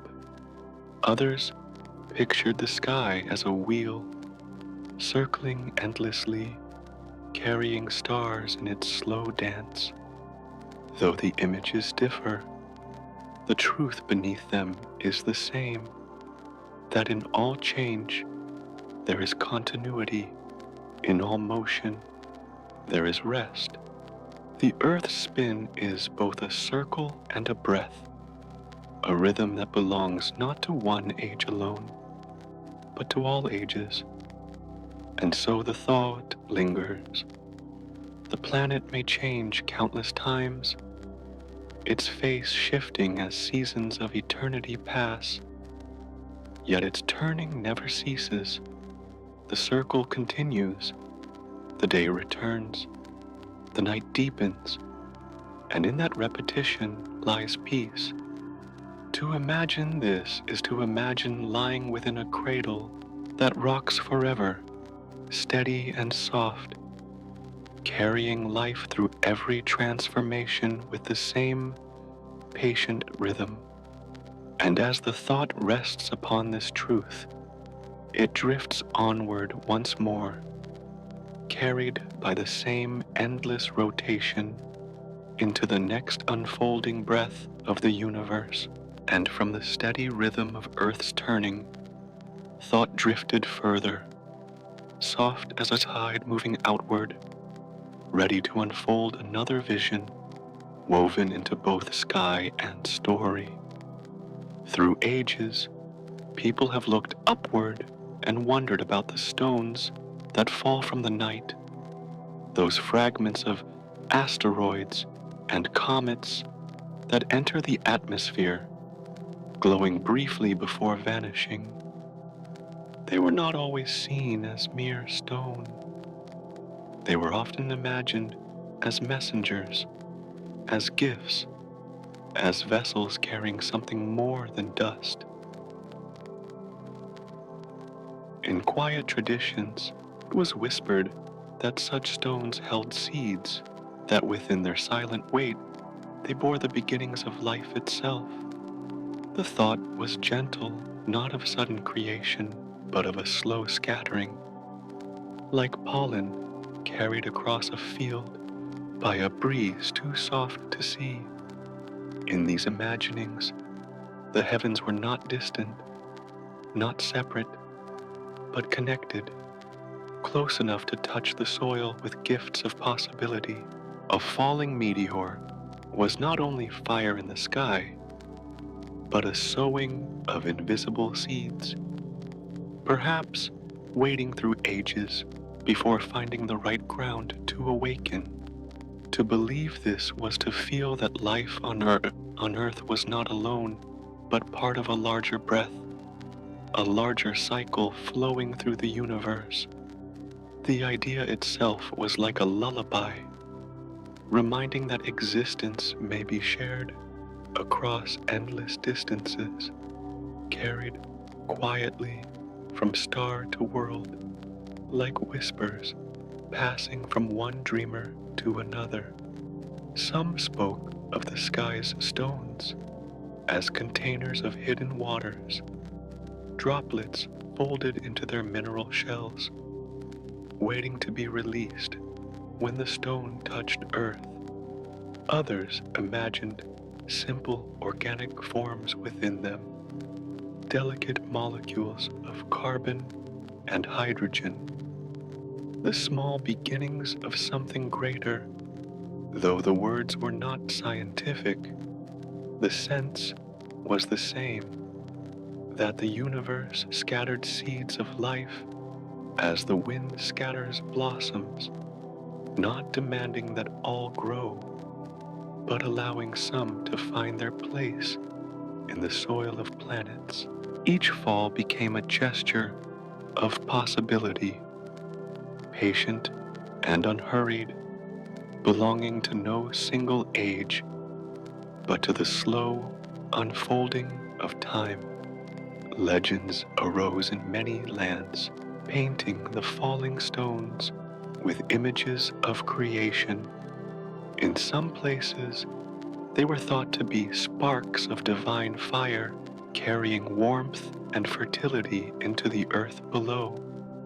In others, they were described as fragments of stars, broken pieces of light that still carried within them the power to awaken new forms.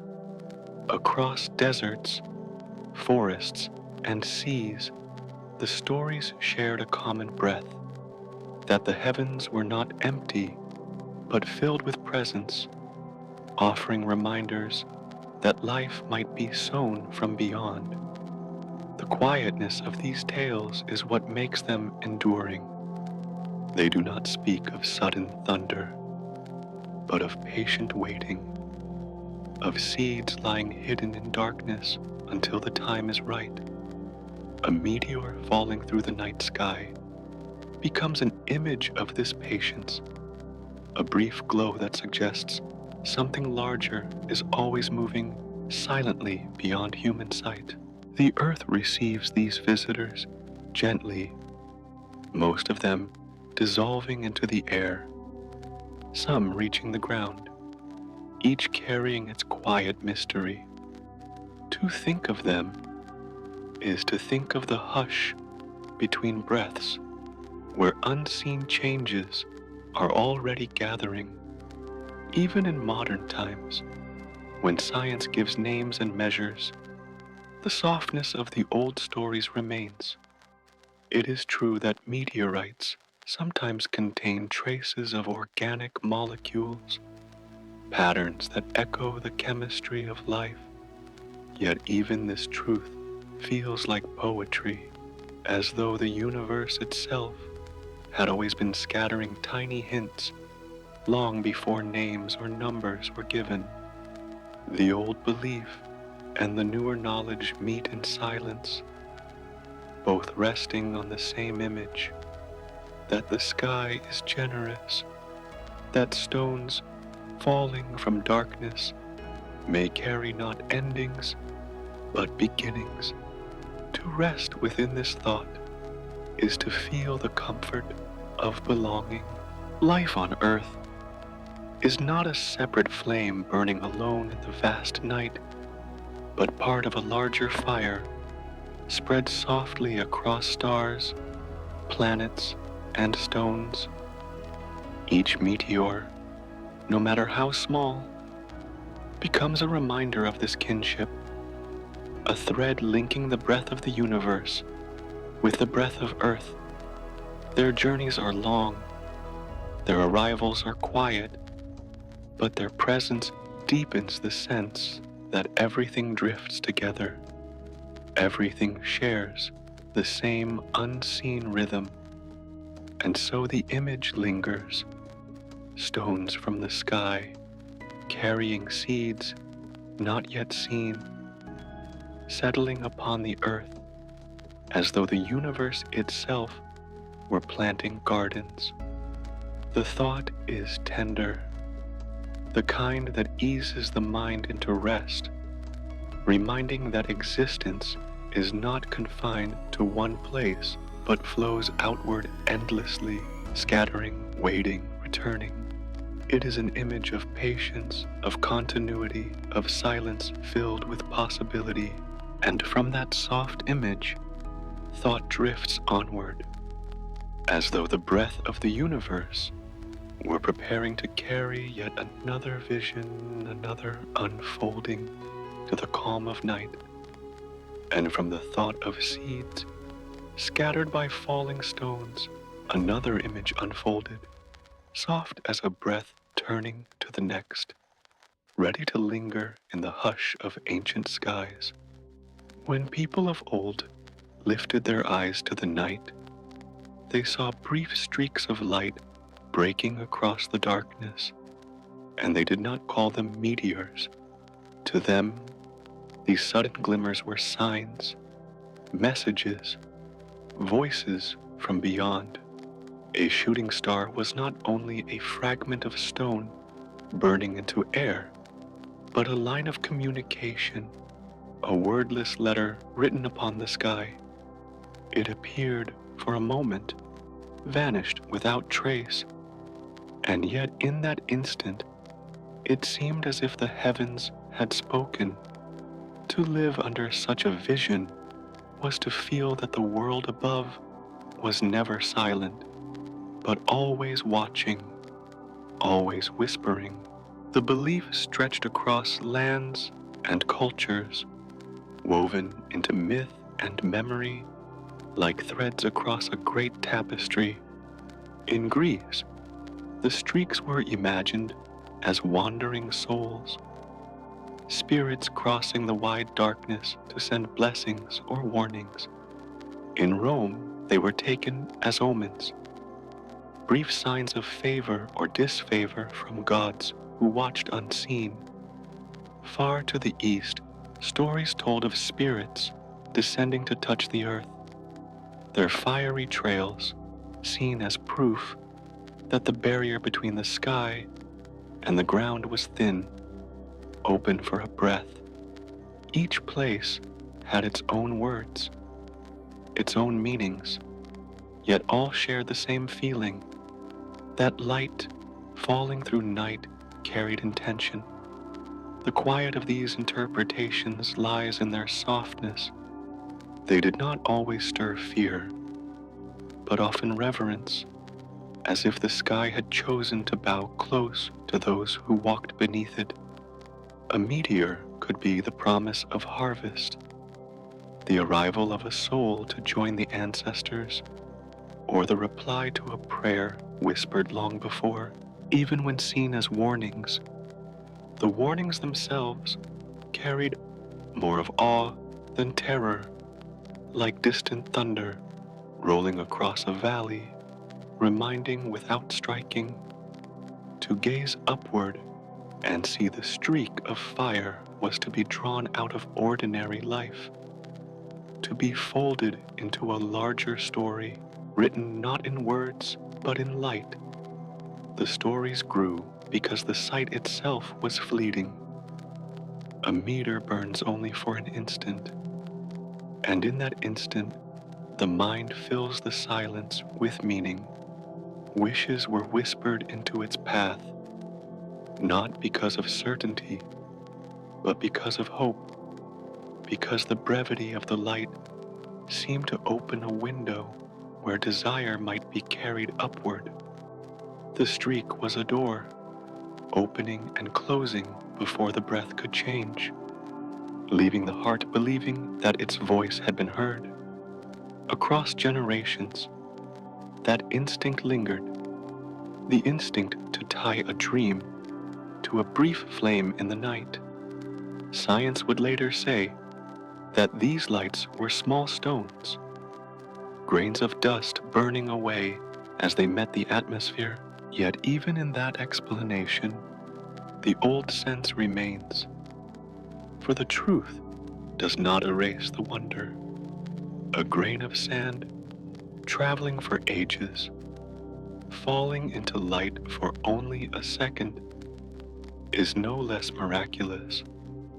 The ancients gave it the name of omen or message. The modern eye may call it meteor, but both see the same thing: a sudden gift of brightness, a reminder that the sky is alive, that the distance between Earth and the stars is not endless, but can be crossed in a breath. To rest within this thought is to rest within the patience of night itself. For the ancients, the heavens were not cold, not silent, but responsive. Every streak was like a heartbeat of the cosmos, each one carrying significance. Whether as blessing, as warning, or as gentle message, the light was folded into memory, passed from parent to child, told beside fires, remembered in song, and in remembering, it became part of human breath, part of the rhythm that joined Earth with the sky above.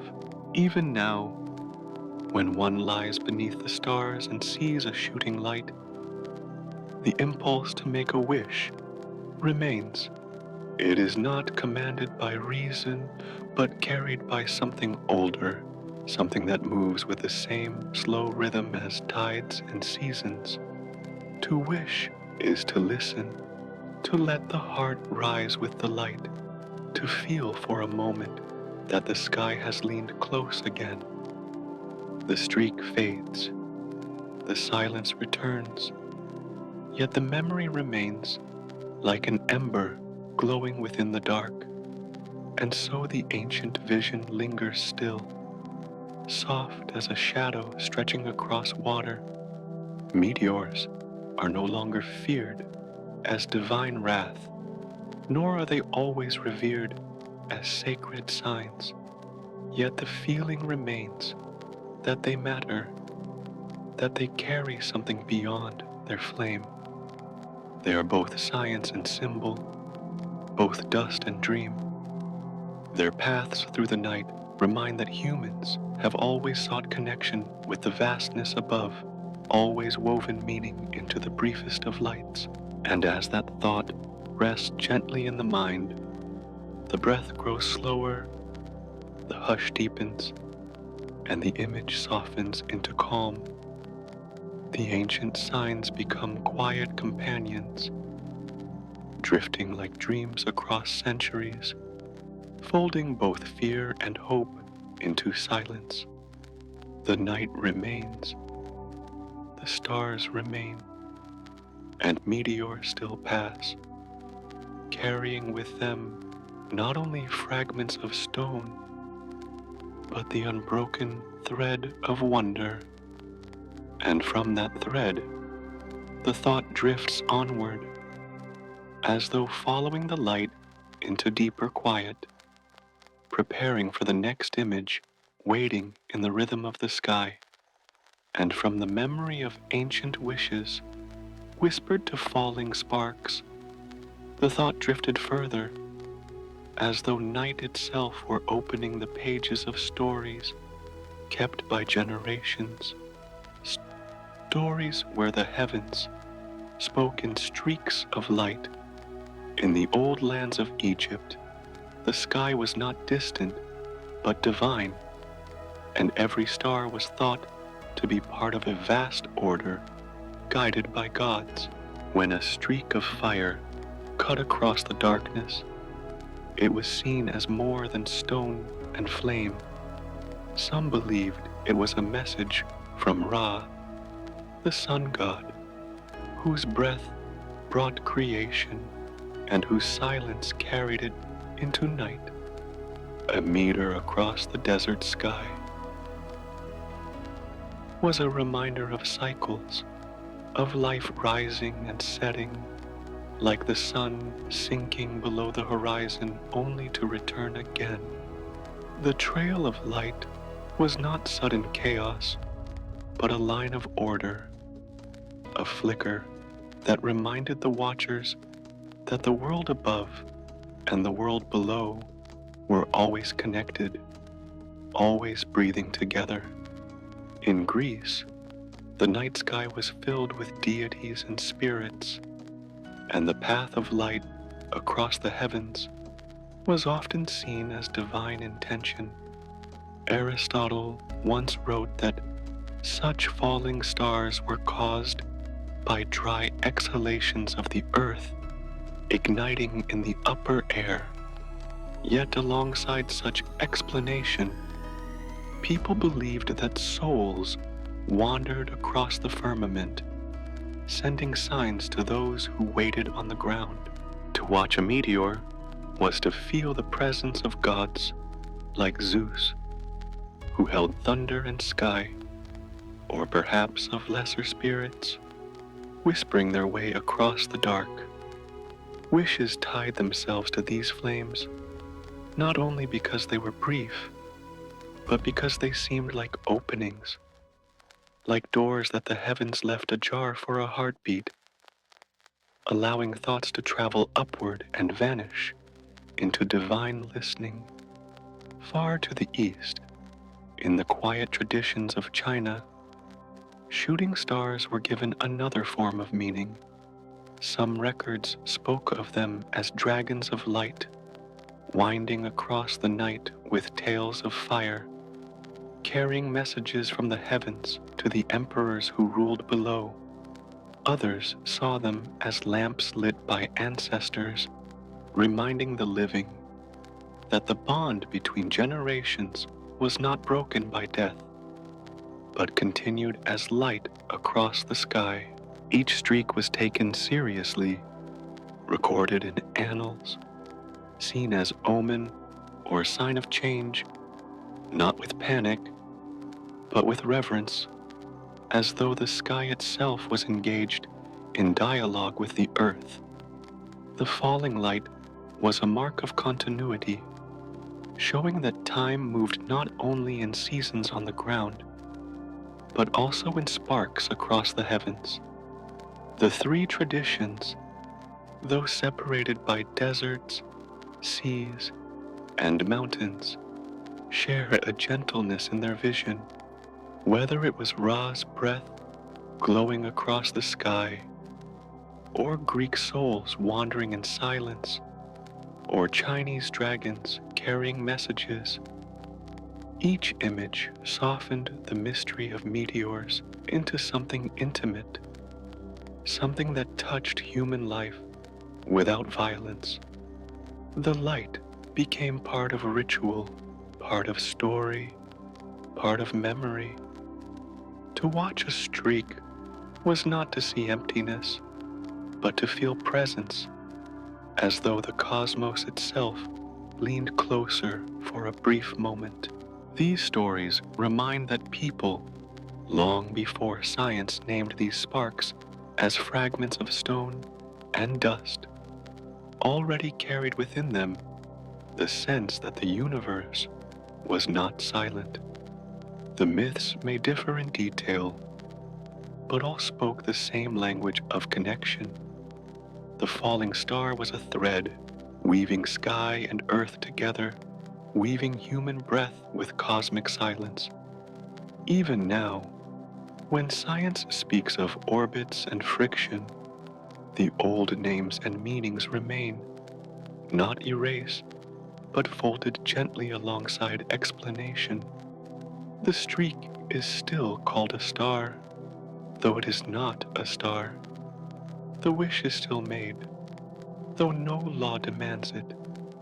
The meaning remains, because the night sky invites meaning, and humans answer with quiet reverence. To rest within these images is to rest within a rhythm, that has stretched across ages, the desert of Egypt, the marble hills of Greece, the misted mountains of China, all saw the same sky, all watched the same fleeting sparks, all tied their hopes and fears to them. The meteors became like breaths shared across cultures, inhaled and exhaled into story, carried forward not by stone, but by memory. The silence that followed each streak was deeper, filled not with absence, but with the lingering echo of divine attention. And so, as the thought lingers, it softens into calm.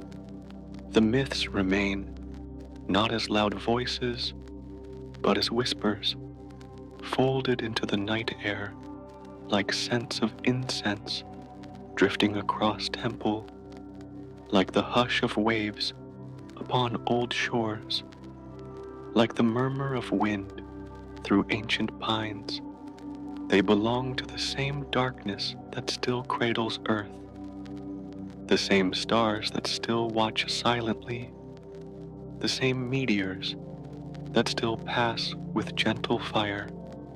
The breath slows, the night deepens, and the thought drifts onward as though the old stories had been told, and now the sky itself was ready to carry the silence forward into the next waiting image. And from the gentle threads of old myths, the thought moved slowly into the quiet voice of science, as though the stories of the past had opened a doorway for discoveries of the present. Modern eyes turned toward the stones that drift through space, and within them, something unexpected was found. Not only were they made of dust and rock, but hidden inside were traces of water held in tiny minerals, like dew folded into stone. The word water itself feels simple, yet within it lies the essence of rivers and seas, the same substance that fills clouds and falls as rain, the same rhythm that moves through every breath of life. To imagine water sealed in a fragment of meteorite is to imagine the universe carrying within it a soft memory of oceans, a quiet seed of rivers not yet born. Alongside water, scientists also discovered molecules called organics, patterns built from carbon, hydrogen, and other gentle elements. These were not complicated creatures, but simple arrangements, like the first notes of a song waiting to unfold. They were called the building blocks of life, for from such molecules, larger forms can slowly arise. Yet even the phrase building blocks can feel heavy. In stillness, they may be pictured as tiny seeds, scattered and carried in stone, waiting for the right soil, the right warmth, the right patience to begin their slow unfolding. They are not commands, not demands, but quiet possibilities drifting through the dark. To think of asteroids as carriers of such gifts softens their image even further. They are no longer only wandering stones, silent and cold, but messengers of potential, like small boats drifting down a great river, each carrying a handful of seeds across the currents of time.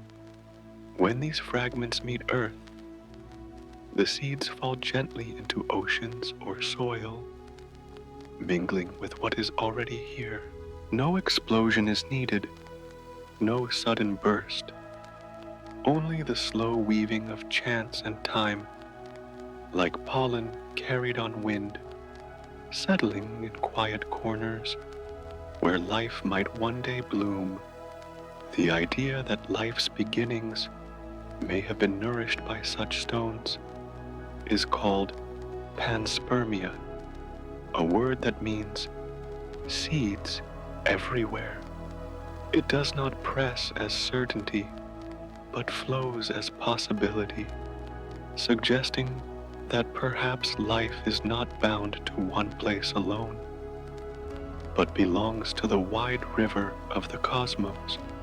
To hear this thought is to feel less alone, for it whispers that the earth may be part of a larger family, a gathering of worlds touched by the same drifting seeds, connected not by distance, but by the same quiet offering.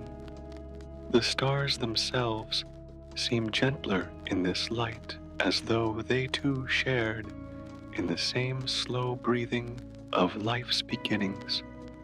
The fragments that carry such gifts have traveled for billions of years, their paths drawn in the quiet curves of gravity.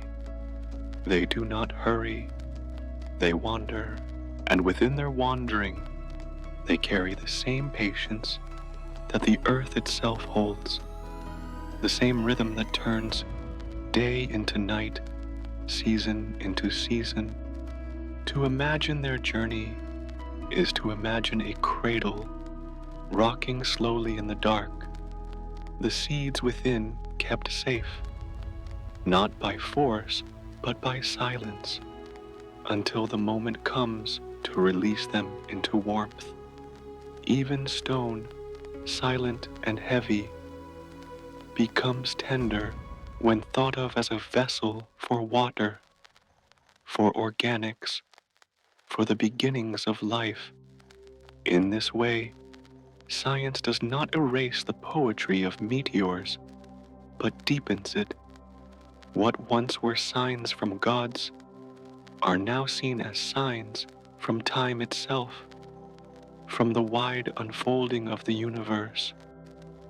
And yet the sense of wonder remains unchanged.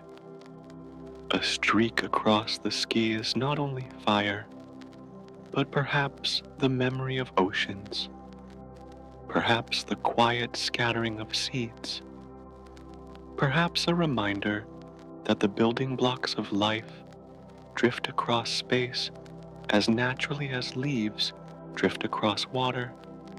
The vision softens, the meaning lingers, the breath slows, and when one considers this, silence becomes even more comforting, for it shows that even in the coldest stones, even in the darkest spaces, there can be the beginnings of life, waiting, patient, unhurried. The cosmos is not barren, but carrying, not empty, but offering, not distant, but near, in the quiet possibility folded into every fragment of dust. The thought rests there, in the balance between stone and seed, between silence and possibility, between science and wonder, and as it rests, it moves onward once again as naturally as breath, flowing into the next exhale, carrying the image of quiet beginnings into the deeper hush of night, and from the quiet thought of seeds, drifting through stone, the image unfolded further, showing how those fragments of the sky did not belong to only one way of seeing. In one breath, they were studied with the patient eyes of science, weighed and examined, their minerals opened to reveal traces of water and carbon. In another breath, they were imagined as gifts of the gods, falling messengers that crossed the night with light. Between these two ways of knowing, the stones became a bridge, not dividing, but connecting, carrying memory from both myth and measure. The bridge was not heavy, It was like a thin thread of silk stretched between worlds, shimmering softly, able to hold both wonder and understanding without conflict. For in the silence of the night sky, people had always lifted their eyes and seen fire that vanished into darkness, and in that briefness they felt presence, something larger and unseen. To them, a meteor was not only dust, but a voice, a sign that the heavens were near.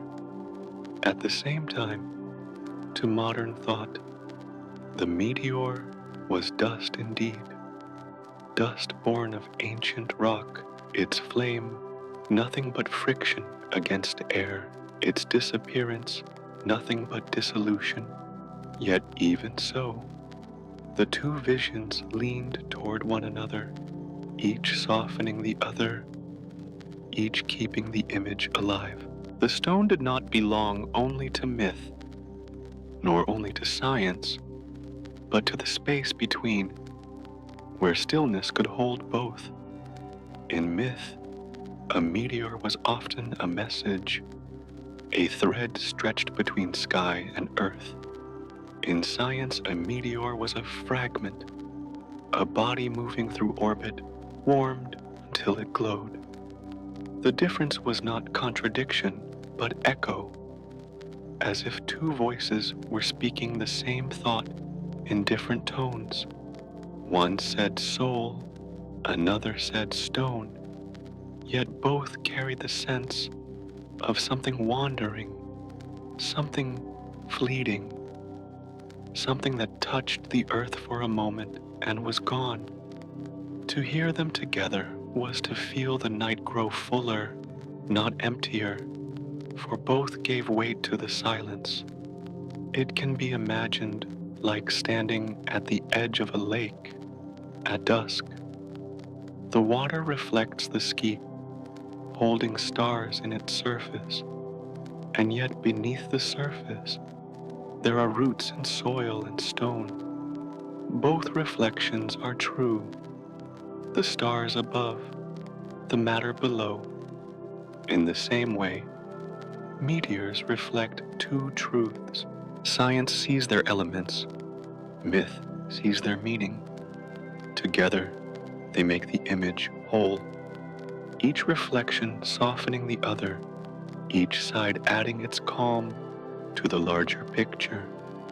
The presence of meteors in human life has always moved this way, balancing between story and fact.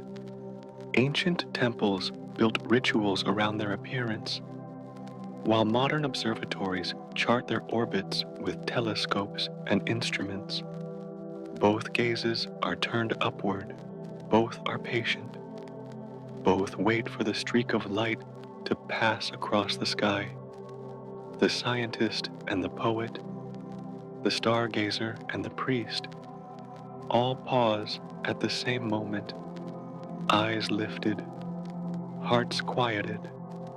The pause itself is the bridge, the silence shared before the light disappears. The bridge is also seen in how meteors are remembered. In myths, their trails are woven into tales of gods and spirits, blessings and warnings. In science, their remains are stored in laboratories, cut and studied, their minerals traced. Yet in both places, whether in words spoken beside a fire or in notes written in a quiet observatory, the stones are kept, their memory preserved. The keeping itself is tender, an act of reverence, whether through prayer or through experiment, both ways honoring the fragment that has fallen. To drift within this thought is to feel that science and myth are not adversaries, but companions, two hands resting on the same quiet shoulder of the night. One hand measures, the other imagines, but both hold gently, The meteors themselves do not resist being seen in both ways. They glow and vanish, indifferent yet generous, allowing meaning to be carried into whichever vessel is waiting, story or study, or simply the soft memory of eyes that watch them pass. In this softness, the bridge itself becomes the lesson. It is not necessary to choose one path, for the sky offers both, and both lead to stillness. The myth whispers that the universe speaks. The science whispers how. Both whispers dissolve into silence, and the silence is where rest is found. To breathe with this thought is to feel no conflict, only a greater calm, for the bridge has no sharpness, only span, only openness, stretched between two shores that are not truly apart. And so the meteor lingers, as both myth and measure, as both memory and mineral, as both sign and fragment. It drifts across the mind like the arc of its own light, appearing, connecting, fading. The bridge remains, even after the light is gone, woven not of stone, not of fire, but of meaning that endures quietly. And from this bridge, thought moves onward again, as though following the thread into deeper stillness, where night itself waits, steady and calm, carrying every breath into rest. And from the thought of bridges between sky and earth, there comes once more the gentle return of quiet, as though all brightness, all echoes, all ripples have faded back into stillness. The universe, wide and immeasurable, holds this silence not as emptiness, but as presence, a slow and steady fabric that wraps around stars and planets alike. Every flare that once lit the dark eventually softens. Every ripple upon the ground eventually smooths, and what remains is not the memory of disruption, but the rhythm of continuation. The silence is not sudden. It spreads gradually, like water evening itself after a pebble has fallen, like a field dimming slowly as dusk folds across it. To dwell in this thought is to feel the mind itself drawn into the same pace, each breath slower, each beat calmer, as though matching the steady heart of the cosmos.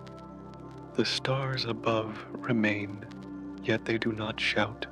They shine with the same calm glow they have carried across uncountable nights.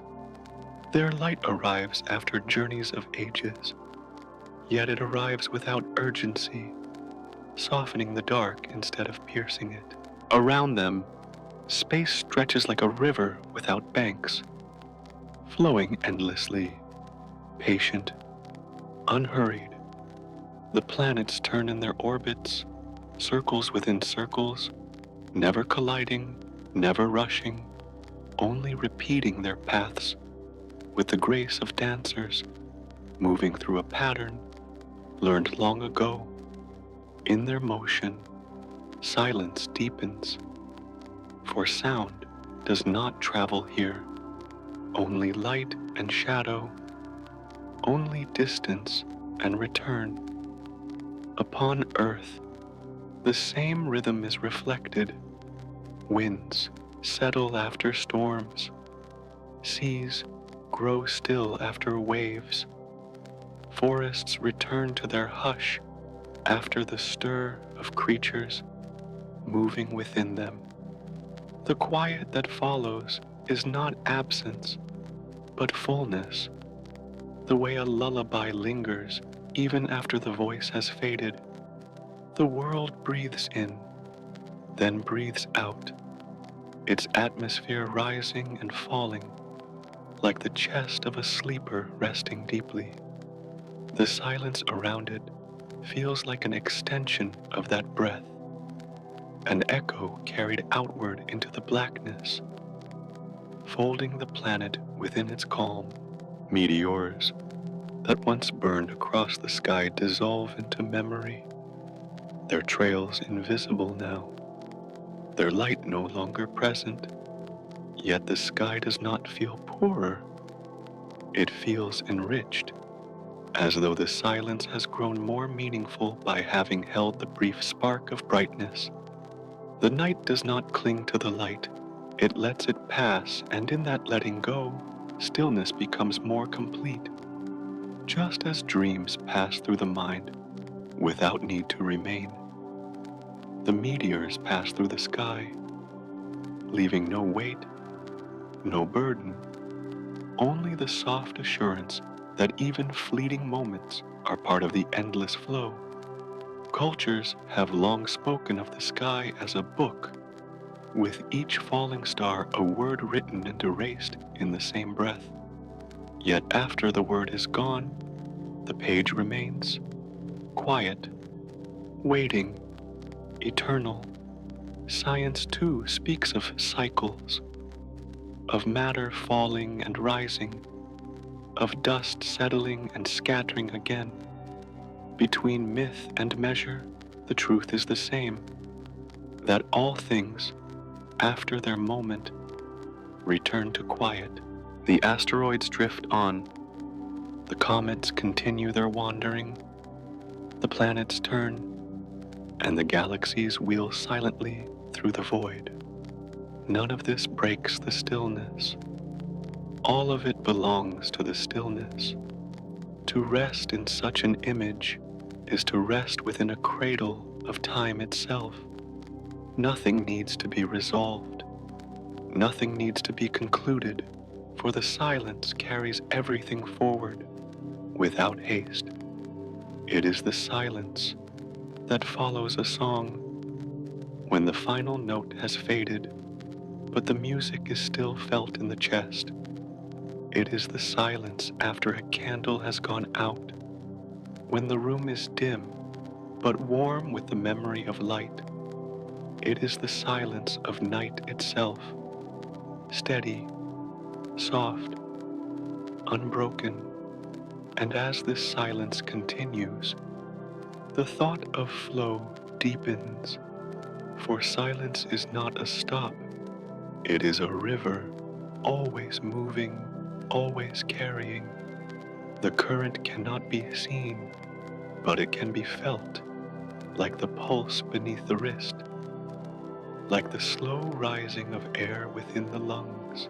Every moment becomes a part of this flow, every fragment carried onward, dissolved into the same unending stream. Nothing is truly separate, not stone, not star, not breath. All are gathered into the current, into the rhythm that does not end. The mind, too, can drift within this current. It does not need to steer. It does not need to decide. It only needs to follow, as a leaf follows the river, as a cloud follows the wind, as a thought follows the hush of night. In drifting, there is no effort, no struggle, only release, only ease. The silence grows wider, softer, until it feels like a blanket drawn across the body, until it feels like sleep itself waiting, ready, near. And so everything returns to stillness, everything folds back into quiet, everything drifts onward in the unbroken flow. The universe breathes, Earth breathes, the listener breathes, all aligned within the same rhythm. The silence is not an end, but a continuation, not a void, but a current without shore, And from this endless current, thought moves onward again, ready to follow the next breath, the next rhythm, the next unfolding of night. And from the quiet thread of silence, the thought drifts toward what follows after all things have touched, after all has passed. The dust that once rose in clouds begins to soften, to spread, to dissolve. Each grain, once flung upward by force, finds its way back down, gliding slowly, like ash returning to the earth after a quiet fire, like snow settling after a brief flurry. The air clears gently, and what was once hidden reveals itself again. Light returns, not suddenly, not harshly, but with the ease of dawn, spreading across a horizon, brushing the edges of the world with a calm glow. The sky, washed and patient, opens once more. The planet beneath, steady as it has always been, continues its turn. Earth holds its motion as if breathing, each rotation a long, measured inhale, each day and night a release. The quiet cycle enfolds all life within it, carrying forests, oceans, winds, and mountains in its embrace. Life rests here, not hurried, not scattered, but sheltered as if in the arms of a guardian that has never ceased to hold it. The planet does not pause. Its rhythm is as constant as the tide that ebbs and flows, as the pulse that beats gently within a sleeper's chest. Beyond, the smaller wanderers, the asteroids and fragments, drift along their own slow journeys. Each carries its solitude, moving not with purpose, but with the inevitability of motion itself. They pass by, sometimes near, sometimes far, each one a traveler tracing a path no hand has drawn, no mind has planned. In their silent passage, there is no malice, no urgency, only the steady continuation of their courses. The cosmos is wide, and they are but dust drifting through an endless sea, their presence a reminder of the ceaseless wandering of all things. The vastness stretches on, a canvas of darkness, scattered with stars. Within it, stillness reigns. Though stillness here does not mean absence, it means a fullness too wide to measure, a breath too deep to end. The galaxies wheel softly, their spirals unhurried, their light spilling outward in streams that will travel longer than memory. The void is not empty, but filled with the slow cadence of being, the rhythm of gravity holding worlds in place, the murmur of particles moving unseen, the whisper of distances beyond all measure. And in this expanse, silence is not loneliness, but companionship, the presence of all that exists, woven together in an endless drift. The thought of this silence draws the mind closer to rest. Each image softens, each word grows slower, until time itself feels hushed. What has collided fades into what has passed. What has passed becomes part of the background, the steady hum of the universe continuing. No moment clings, no scar resists. Everything joins the flow, as rivers join the sea. As night joins day, the silence after is like the silence before, only gentler, filled now with the quiet assurance that cycles always return. Life on earth continues within this calm. Seeds sprout after storms, roots deepen after rains, and creatures breathe within forests that have returned to stillness. Oceans rock softly, waves smoothing out after winds have ceased. The sky, cleared of dust, mirrors stars once more, each point of light an echo of time stretching far behind and ahead. The world, small within the universe, rests within its orbit, carried around the sun as if within a cradle that never falters. Within this cradle, all life drifts together. The hum of insects, the whisper of grasses, the distant pulse of waves, all align with the same rhythm. The breath of the planet, the breath of the cosmos, even human thought, so restless, slows when placed within this rhythm.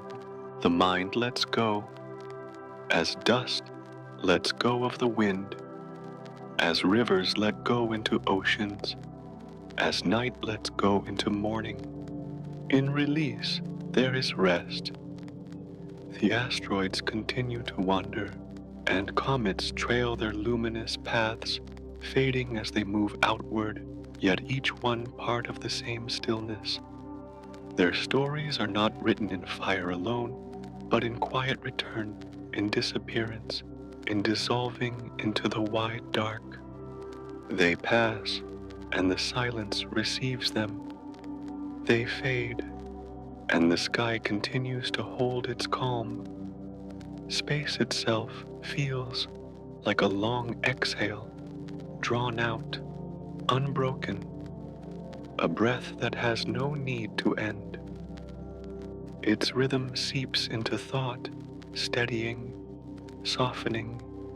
Each pulse of silence carries with it a lull, a reminder that all things eventually rest. All things eventually join the same current of calm. And so, the listening mind drifts further, caught in the same unbroken tide. The earth remains, turning slowly. It does not hurry, does not pause, does not question. Its spin carries nights and days, shadows and light, each one unfolding, then folding back as if nothing has ever been disturbed. The orbit continues, wrapping around the sun like a thread unwinding in a circle that never stops. Within this, life is carried, supported, embraced. The listener, too, is carried. Each breath mirrors the planet's breath. Each pause mirrors the silence of the sky. The body rests, heavy and light all at once, like a stone sinking softly into sand, like a leaf floating upon water. Thought loosens, dissolves, drifts away. Sleep waits, not as a sudden arrival, but as a continuation, as a door opening into the same silence that holds stars, planets, and dust alike. The night deepens, the stars remain, the planets turn, the asteroids drift. The sky holds everything in its calm expanse. Nothing is hurried, nothing is forced, everything continues, softly, quietly, endlessly. And in that endlessness, The listener closes their eyes, letting the silence carry them. Breath joins the rhythm of the universe, slow and even, steady and soft. Sleep gathers, not apart from the cosmos, but within it, as though falling into the arms of the night itself. So dust fades, light returns, earth continues, space stretches, and stillness deepens. And in that stillness, the listener drifts, breathing with the universe, carried gently, endlessly into rest.